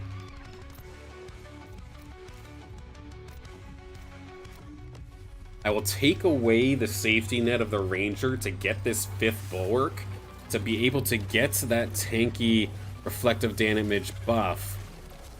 And even in this current position, my Ranger is still relatively safe. Rake is buffing up here with this steam buff. There we go, we take care of one, take care of a second. That's a lot of low health bars though on my side. But is this enough low health bars to let the Ranger, let the Rake run free? The Untargetable is going to be nice. There we go. Forest is going down 2 on 2, and that is a healthy Rake. We will get the job done. The Ranger's little pot shots over to the corner onto Lars' squad is going to be huge. Do I want a snowballing Rake, or do I want a Scion? Heck, even the resistances wouldn't have been bad, considering I had the 5 bulwarks. Going to try for speed, and definitely helps considering we did just find more Riptor.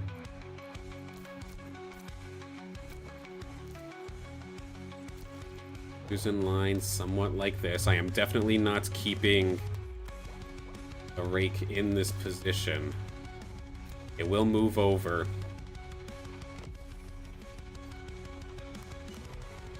Get onto that Alfie. Get onto the snake in the back line there, that Furiox. Decent heal, I think, is still in range, or maybe the nerf to the range could be making it not actually get there.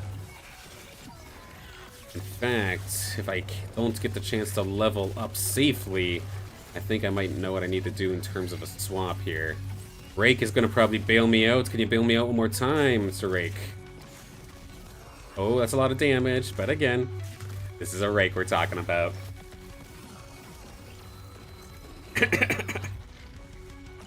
It had a lot of time to just sit there and ramp up with steam. That is about as best as a scenario that I could have gotten.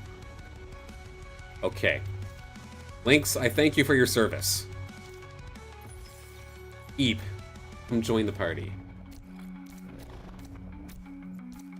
Line them up. Drake, get over here. We are going to jack up this Ebe with Omega.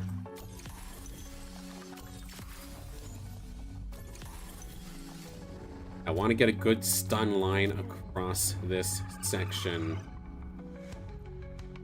A Hyde Ranger behind Ebe, which technically going into that Fernite was probably not wise, but I did not want them taking any damage from this diving rogue.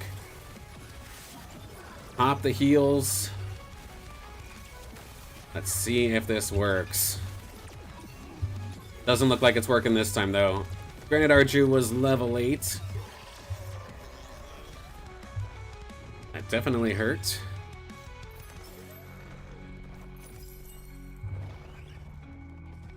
And now that I have max interest, I need to start thinking about my next move. Especially since I don't have a whole heck of a lot of time here in terms of health. I have 40 on the board. Let's get to level 8 to give myself my best shot at finding your 4s. Squeeze isn't a bad addition either, but it's not necessarily what I was going for. It's Scions. Maybe not necessarily a bad idea. Should I just go for a Scion here?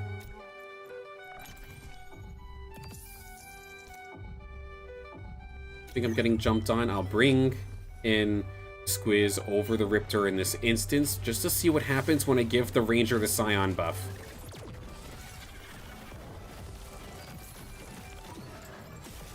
I need some tanks here badly.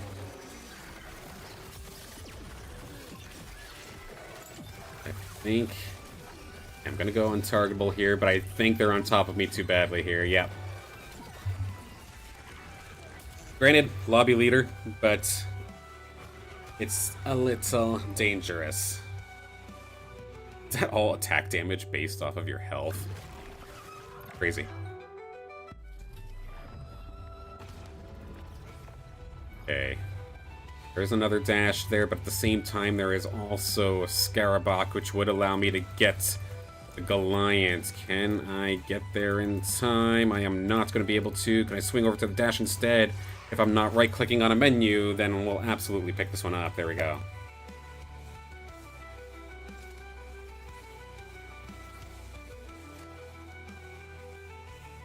I have about 2 more losses left in the tank, so I can't really keep much in the bank.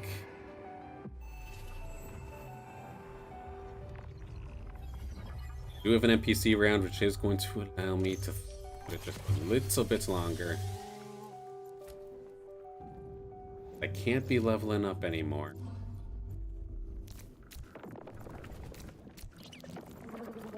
Man was nice, but at the same time, I almost want to go up to 6 water.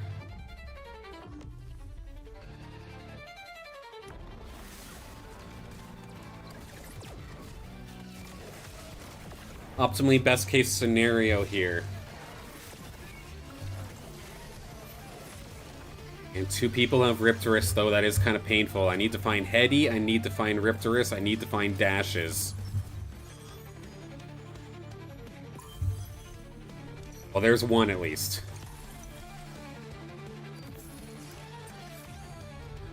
Hey.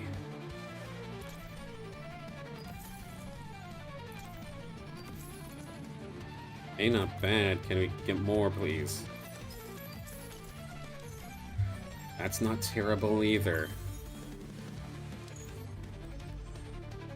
Ay, ay, ay, ay, ay, ay, ay, ay, ay, ay. Going after too many things at the same time. My bench is not clean, so I'm running into walls. Definitely kicking myself a little bit here.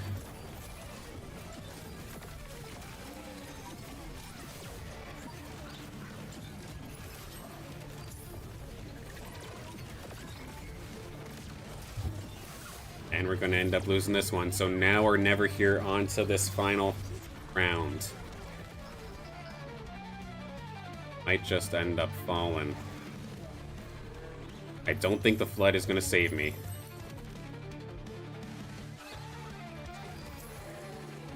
There is the chance that having Sinalf come in could help, but...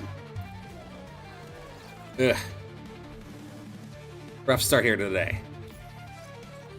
Okay, so Goliath is here, so there's the tank. There is Sinalf. I'm absolutely going to trade the Riptors for the Sinalf. 100%. 1, 2, 3, ding, ding, ding. Let's... There is Umber. Okay, coming in clutch here. Do I try to get greedy? If I put you here, you will absorb their Sinalf. I am going to hold the gold to hope for the next round, or for this round, that I can win it and hopefully level next time.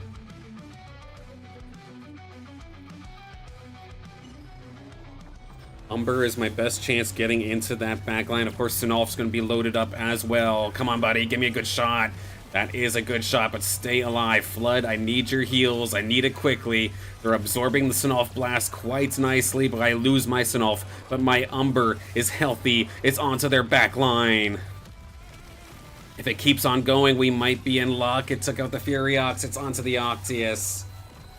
We needed that. We needed that big time.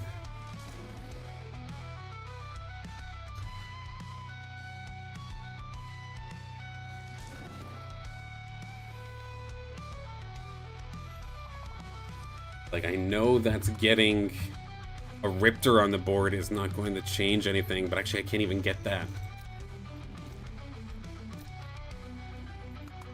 I might have miscalced a little bit.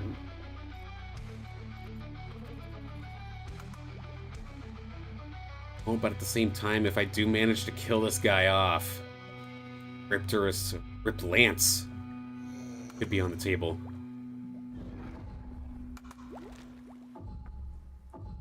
Gotta try. Umber Sinalf, I need you to stay safe. Did not see the penguin. This damn penguin, but that is exactly what I want for a Sinalf blast. That looks good. There's Sinalf barely tickled. Get him, get him, get him, get him. Alright, let's go. Tanks, hold that penguin in place, please. Let Umber do some work first. Sinalf's gonna help deal with that ranger. Beautifully done. This stupid penguin, come on. Sinalf, charge, charge, charge, charge, charge, charge. There we go. Riptorus is now on the board. I can either...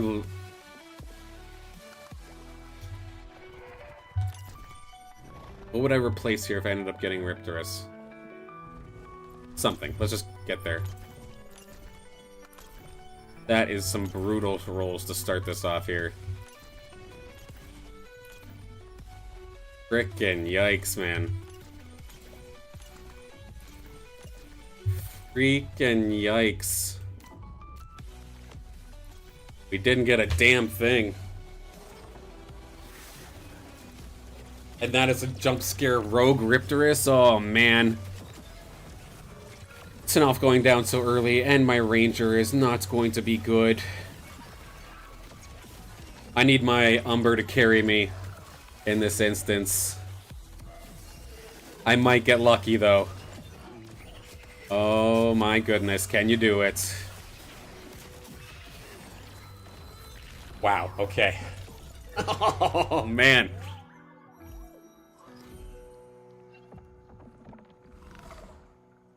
I don't like the fact that I almost expect this from my Umber, but they're doing exactly what I need in this instance. Getting this augment really was a poor choice, considering I don't have anything that really suits it. Is there any air, actually? Not really. Maybe I can ditch the True Sight? It's literally Kirito who's all fire, and then Mal sure has the bear, but at the same time, this isn't actually terrible. Excuse me. Holy attack augments, Batman. Riptor is finally here. I am gonna level. Riptor, get on the board. You're going to be the bodyguard for the Snarf. We're going to trade True Sight from Umber to Riptor. Riptor, can we find some additional damage? Let's get some crit in here because I like BS. Okay, one more to you. Omega Power as attack speed. Oh my god, that actually might be the play. You go here. You go here. Protect Sanofi. You can stay there. Get away from the bear. Alright. Turn on that stupid Tiru. Get it off the board. Snolf directly into the polar bear. This is what I want. Get away, Umber. Can you get away? Yes, you can. Riptorus adding that toxic to the team. Oh, not quite. Could not quite get it done. The fact that we mustered a third out of that, though, I'm actually pretty pleased with. Them finding that, finding the Jotun right as I was getting ready to play against them was, a huge pick for them. Forest 2 is doing some pretty decent work. I am curious if I was in the right mindset, though, in terms of augment. Like, they didn't have air, so I figured the True Sight maybe wasn't very to keep onto Umber. And opting for the snowballing effect there with that fusion augment. We're in an odd spot here where I'd either be sitting around yapping for 15 minutes or we can hop into another game and maybe go slightly overtime. We'll try and do one more real quick. Medicine break though for a second, bear with me.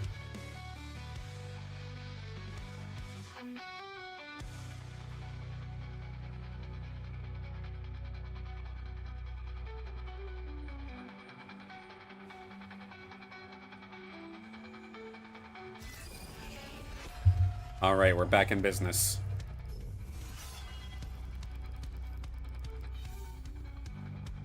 Pega Boreal, all drone augments are stage 3, and I've seen, at least to me, a lot of faces that I don't recognize. They might not be new faces, but I don't get to play against them too often, I don't think.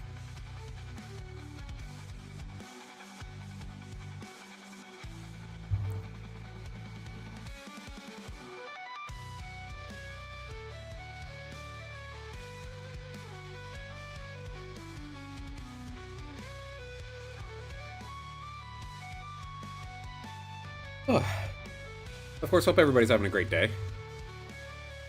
And thank you for joining me here. Of course, game plan for the rest of the week.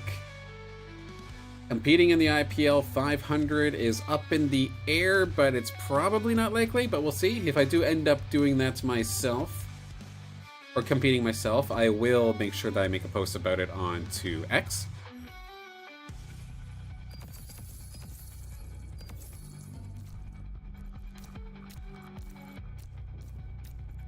And then it's just a matter of casting the IPL 500 itself. Going to be an exciting one.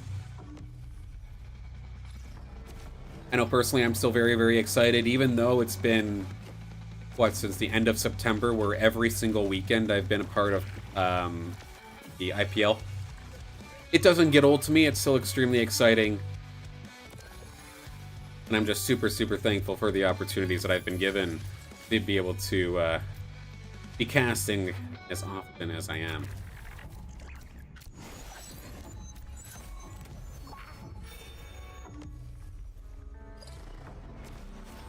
If I saw that correctly, that was a Fire Lynx on the table.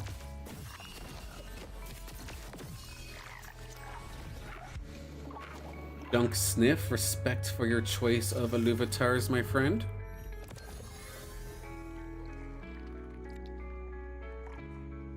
Slightly curate the way that I'm here.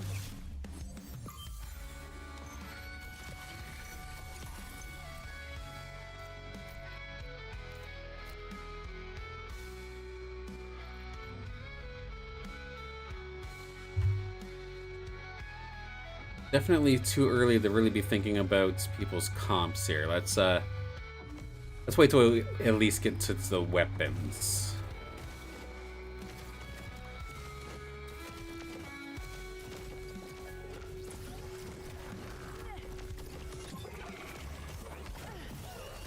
And I feel like my Lynx and Rhoda should be able to assist the Ranger in cleaning this up nicely. Starting on the right foot. Got a damage augment that I like. The old Fate Sealer. Okay, let me double check. So was it? I can't check right now.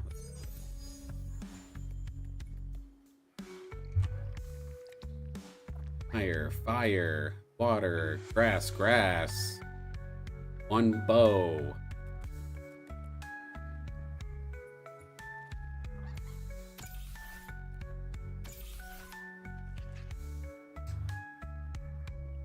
Want to contest fire, but at the same time, I kind of have a game plan in mind here that I want to try. So, okay, so you still get the takedown on your, or the takedown attack speed, but there is no attack speed buff right off the rip now here for Fate Sealer.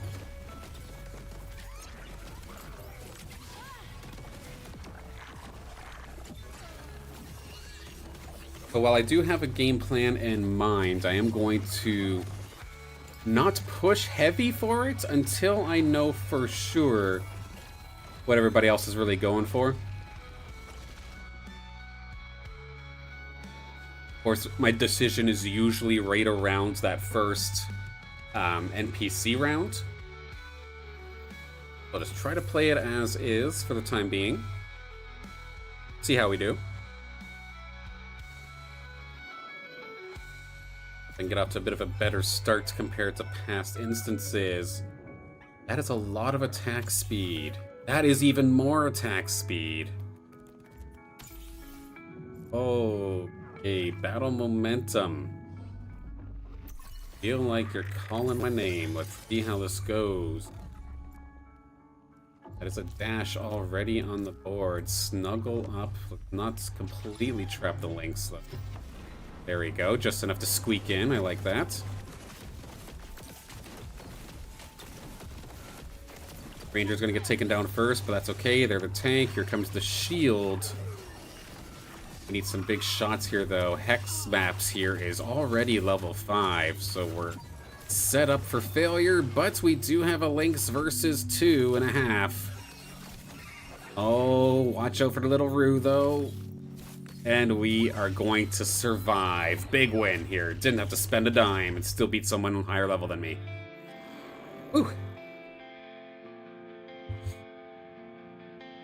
Really concerned that I would have ended up dropping that one. It wouldn't have been a big hit, but I'm very happy to be able to keep on moving here.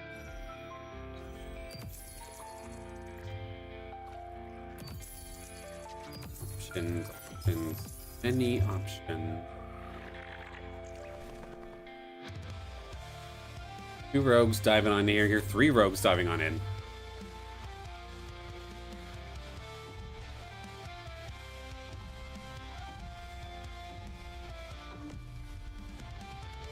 Tis the season to get sniffles, but let's see. Lynx in a very, very well protected spot. Ranger is going to absolutely get popped, but right now they are just completely going for my support line. Only the Ranger. Now Lynx is going to end up getting popped. Can it beat Big Brother? So close. Close, but no cigar. I think the Gorilla will end up taking care of the Rota here in this instance, but at least minimal damage. Lets me solo. Take me down here.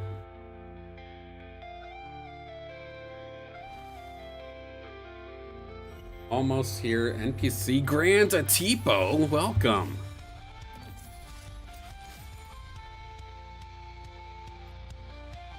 I'm leveling up to 5 so I don't forget. That's literally it. Is it optimal? Probably not, but I literally forget every single time nowadays, so I don't trust myself. Team comp-wise, what do we have? We have a lot of the Lynxes picked up once again, so I'm kind of leaning away from it.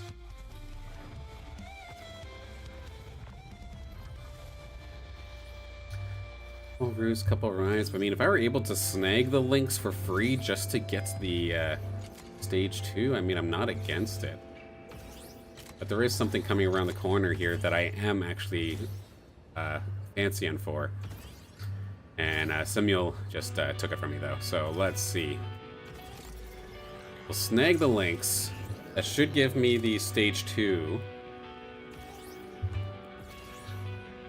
Are you trying to do Samuel? Yes, you picked up Rai. A few people have picked up Rai. That is one Railu, but that is fine. But here we go. 3, 2, 1, fight.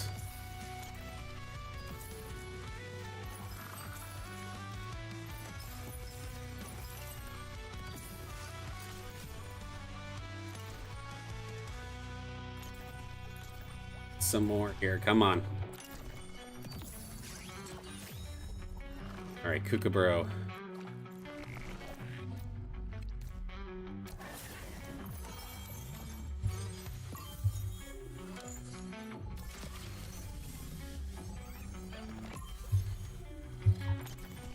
While they're fighting, keep looking.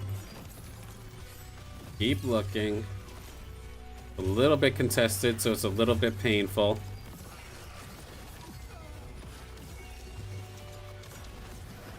That is a very, very early Ramfy coming out here from Junk Sniff. But your Ramfy is no match for the squad. Kuka, Fleesh, Lynx, and the Grand Atipo. Helping lead the charge.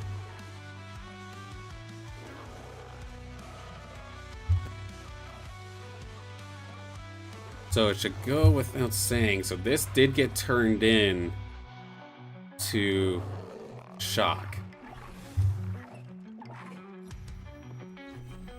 Shock with the side of Tempest, possibly. Let's see if we can find it. The big problem that I was worried about is, of course, running into a player who wants one of my early Shocks.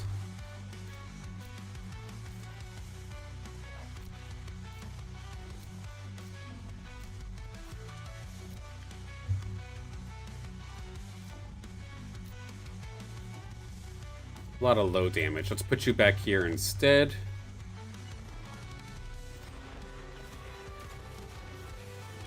My 2 rogues diving right towards the already granite Tianti. That's kind of scary. Atipo shall fall, but so does their Grilla. The big tank is gone. Just a matter of dealing with that Moncure, which my Revo is currently trying to deal with. We will clean this one up nicely.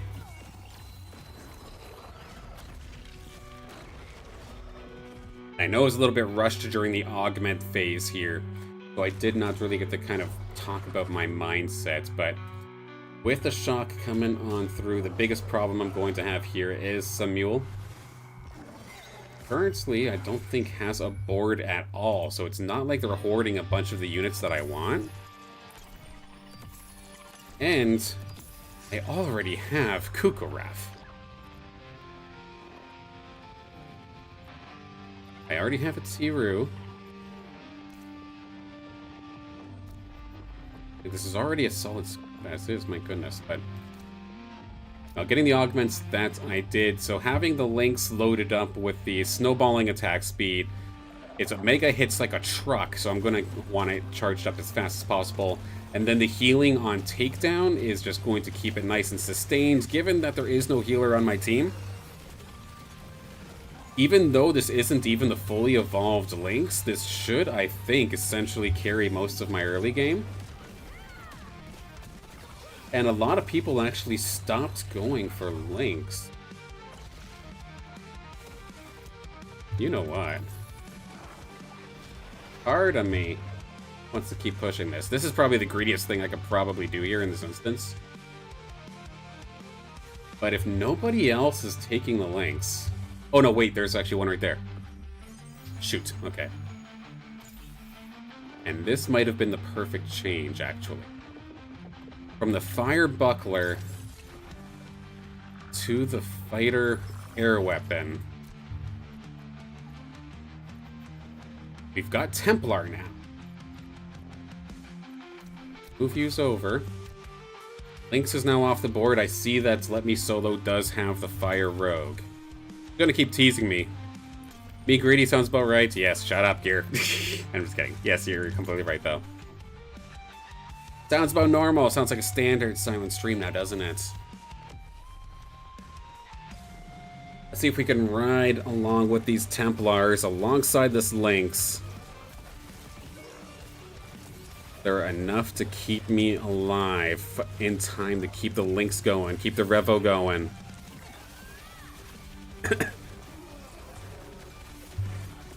No, it's a rule of thumb that you both do. That's a Blondu. I'm gonna go down here. There we go. Still had both my fighters, my Revo, and my Lynx. It's a pretty feisty little squad, I'm not going to lie. I'm going to take a look at Samuel again. See what they have. They have another Railu here. That is a little problematic.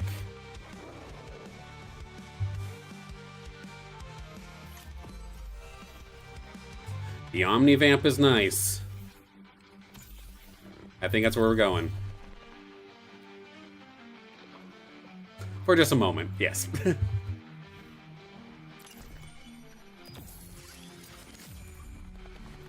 In an odd glitch from switching the point of views that I was looking at, it looks like I kind of broke my my game a little bit here.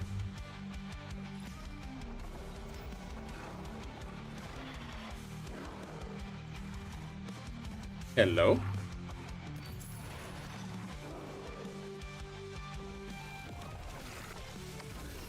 Oh, was this just an NPC round then? Okay. Very strange, but we'll keep going. I'm going to take the Scion Imprint for later because eventually I want to grab Squiz, but I'm probably not going to have a dedicated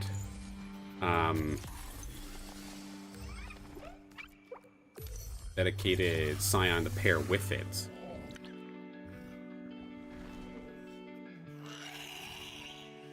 Do I want to level temporarily just to make sure? I think so. Let's get T-Roo in here. My glorious meat shield.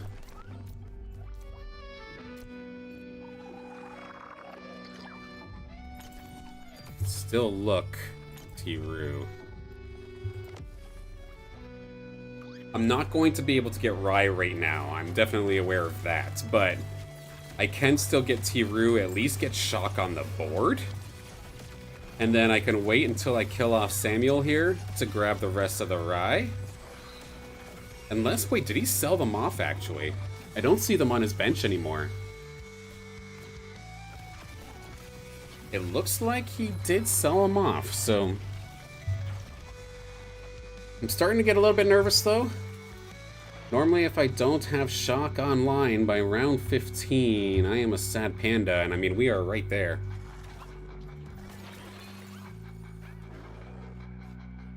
It's a very, very stressful and broke way to play the game, but it is doable. When you get it, it's good, and I personally want to see how the difference is with Shock.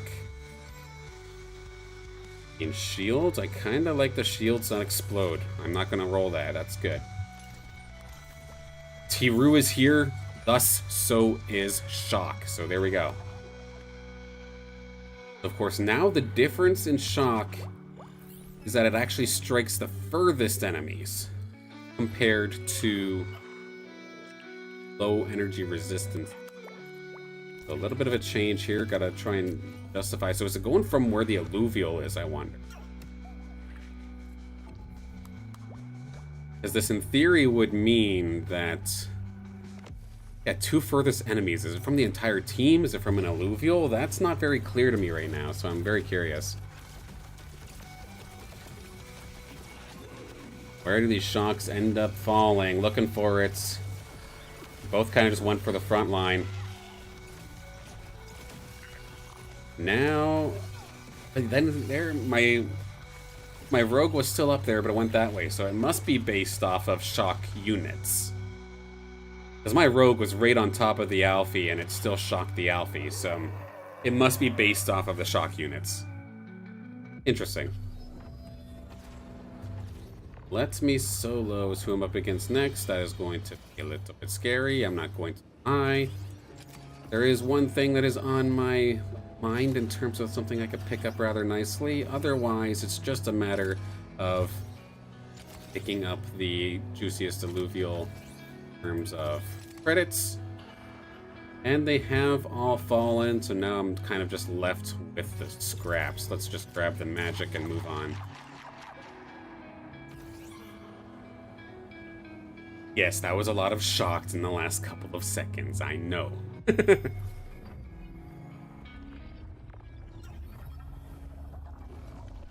I am going to be as patient as I possibly can here. I very well might lose the win streak here. You go up here, you go up here, you go up here. Tiru, block for the Grand Atipo. Give a shield to the... Or not shield, let's give some stronger Omega power to the Grand Atipo. And just try to take out as many of these rogues as we can. I do not expect to win this fight. But, I mean, it's possible. Rampy did not get my links. We're gonna get it. There we go. Flawless streak smashed.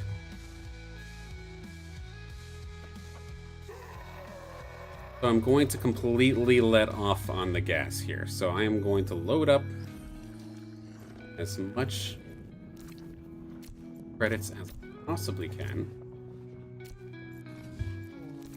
And I'm essentially just waiting for Samuel to die. It sounds kind of rough and a little bit dark, but in terms of the game plan itself, that is seriously what I'm going to end up doing.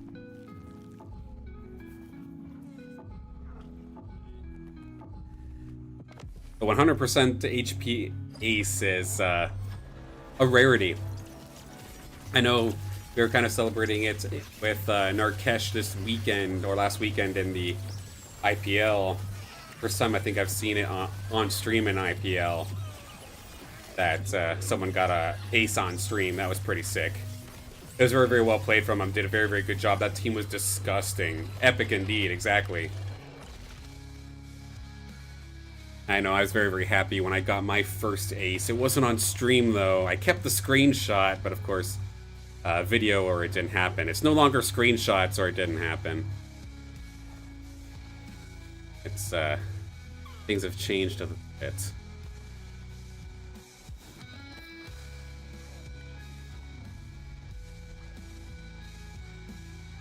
Nobody else is running Rye, right? No, it doesn't look like it. Mammoth is going to be the next alluvial that I want for the team when I get my next level. Because optimally, I get that thing evolved to its mid-stage, and now I have Tempest on the board as well, which will really make Kukaraf, the big old turkey, pop off. Give me air. No, not quite. I could absolutely be manipulating the boxes. It is something I probably should start doing. I'm not going to switch my weapon, although what is the option? No, it's just dodge chance, make you more tanky or damp. Scaling. I think I'm going to just go for raw damage here. Let's pick up fire. Just in case in the later game I can maybe pull off a fire. Here. Do I give this to my Lynx, maybe? If I make you fire and do just that much more damage, that could be kind of crazy. Holostasis reactor. Let's give this to the Grandator. No, let's keep this on you. Let's just keep it like this for now. Your prison augments. Yes, exactly. That's funny.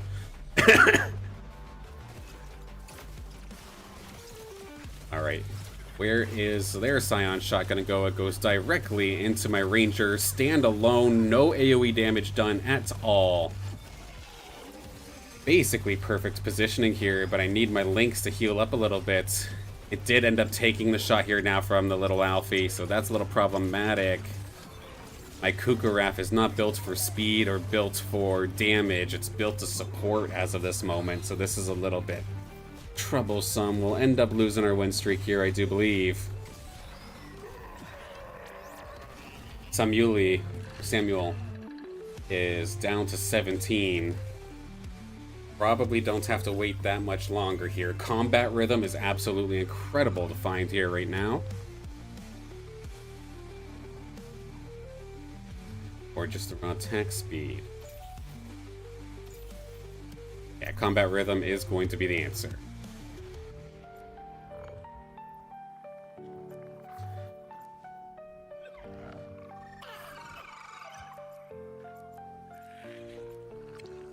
Looking at this quad, I feel like it's probably about as good as it's going to get. What on earth are you rocking? Just really buff. Okay, you're gonna turn this fight into a crackhead, aren't you?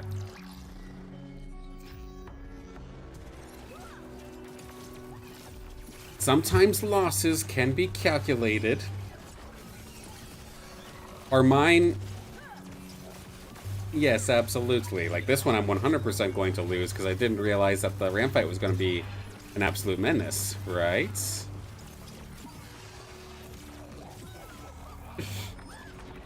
Right?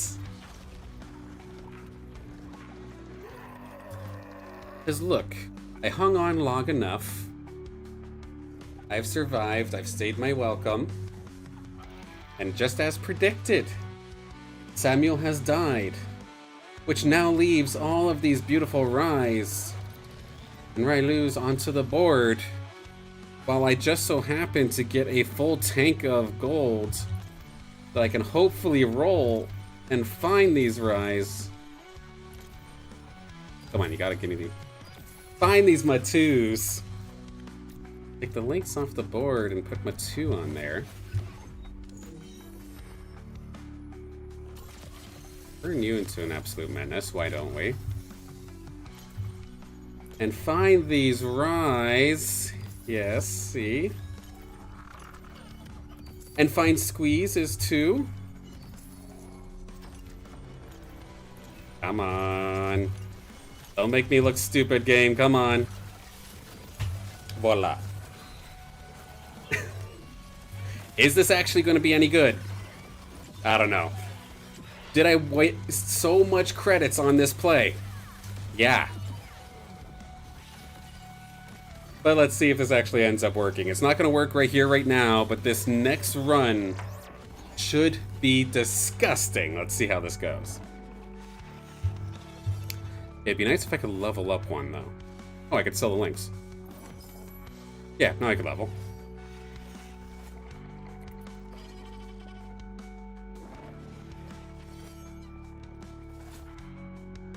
Alright, for shock. You might have gotten nerfed. How good are ya? Squeeze. Onto the board. Give you my Omega power.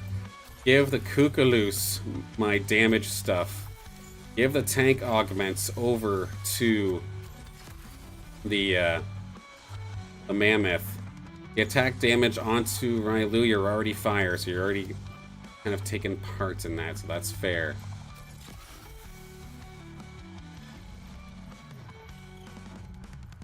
And my poor little Squiz is probably going to get focused down off the start. But let's see. 5 air, 4 shock. We've got firepower. Can this end up carrying? Definitely feels a little bit more underwhelming considering it's just the 2 shots still. Squiz, give me those shots, please. Oh boy. Ranger, can you pull this off here with Rai? We need some shocks, and there, the change from resistances over to furthest is going to bite me. Damn. Stepped on the gas, and apparently I blew a tire, because this does not feel good right now.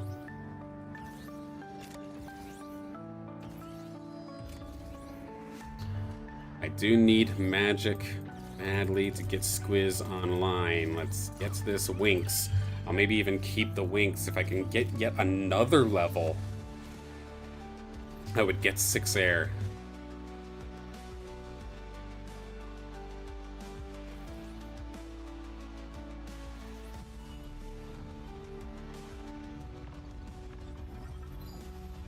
We'll get a nice influx of cash here, though, in just a second.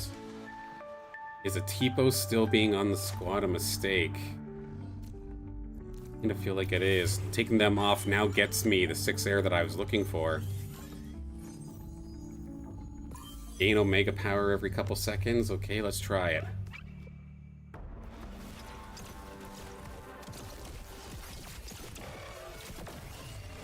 I do lose Templar, though, in the process. I need to bind myself with a fire alluvial. Probably do it with the Rai. Let's tank up somebody as best as possible. We got the fusion crate as well.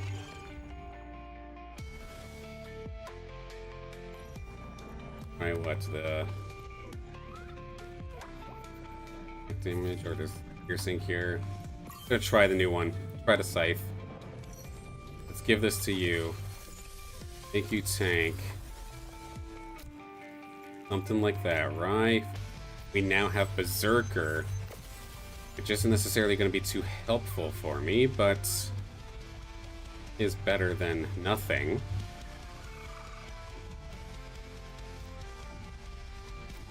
At least we still have the 2 empaths, so a little bit of extra healing. Alright, with Squiz on the board, in theory, that Alfie should still be the furthest thing away. There we go. That's a good shot. There we go. Actually, this might be doable. You just got to play a little bit smarter with your positioning.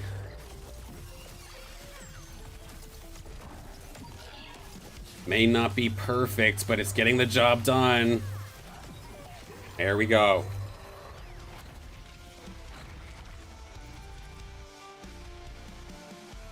Here, I swear to God. I'm just looking at the chat now. What the heck? I blew something 100%. Expand with 3 games. Perfect. Yeah, I've never seen them before, but I'm looking forward to seeing what you got cooking.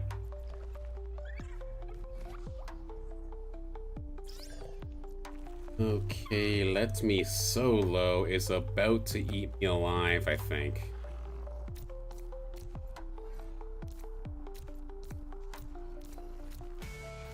Kind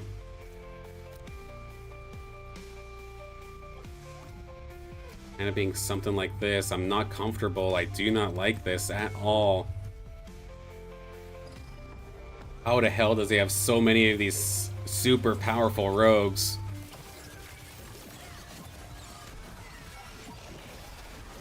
I mean, not impossible. This is extremely tough, though. Lost a lot of my alluvials, but we do still have the Rai standing. Not anymore. Much closer than I was expecting.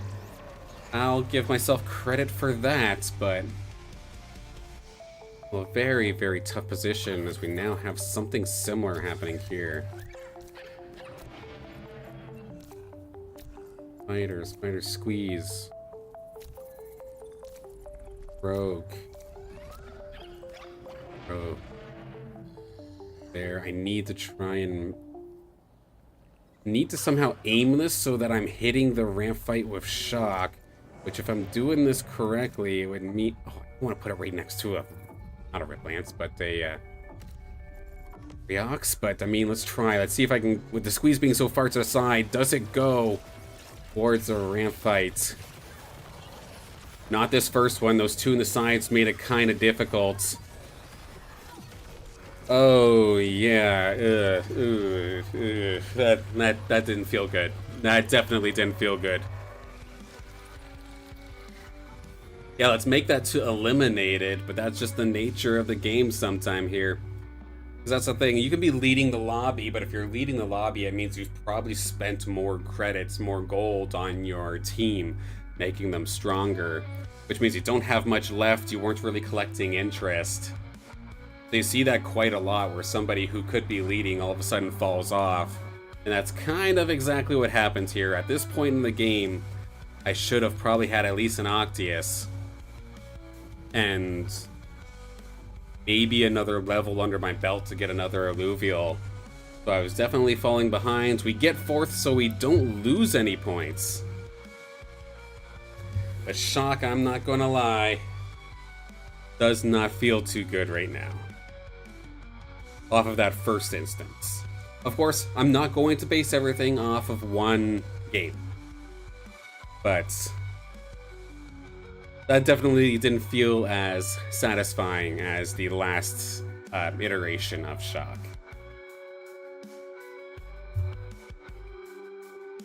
But with that being said, we will be closing things down here for today's stream.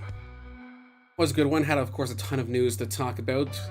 I'll probably post some videos or get this VOD up as fast as possible to be able to share everything. There was a lot of information, but a lot of excitement around the corner, whether it be upcoming stuff, the new patch, or tournaments right around the corner.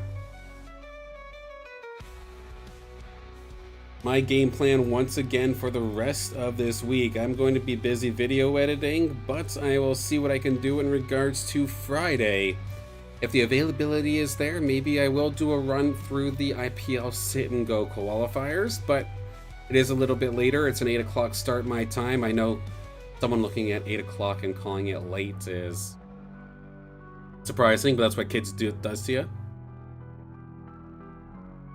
And then I will be casting the IPL 500 over the weekend, both days, Saturday and Sunday. We will be casting that. It'll be myself and Paz doing that. Caveman has a other obligation to go for that week, so it'll just be Paz and I as of this moment, unless a surprise guest comes on. But your guess will be as good as mine there. But again, thank you all for tuning in. Gear, thanks for chatting and teasing me as always. I know I might sound like I'm getting angry, but no, I'm laughing. I think it's funny. The guest is Gear. Yes, welcome, Gear. You've watched enough Illuvium at this point where you're basically an expert at this now, right? Right? But I do got to call it a day and get back. Thank you all again for tuning in. I will see you over the weekend for IPL.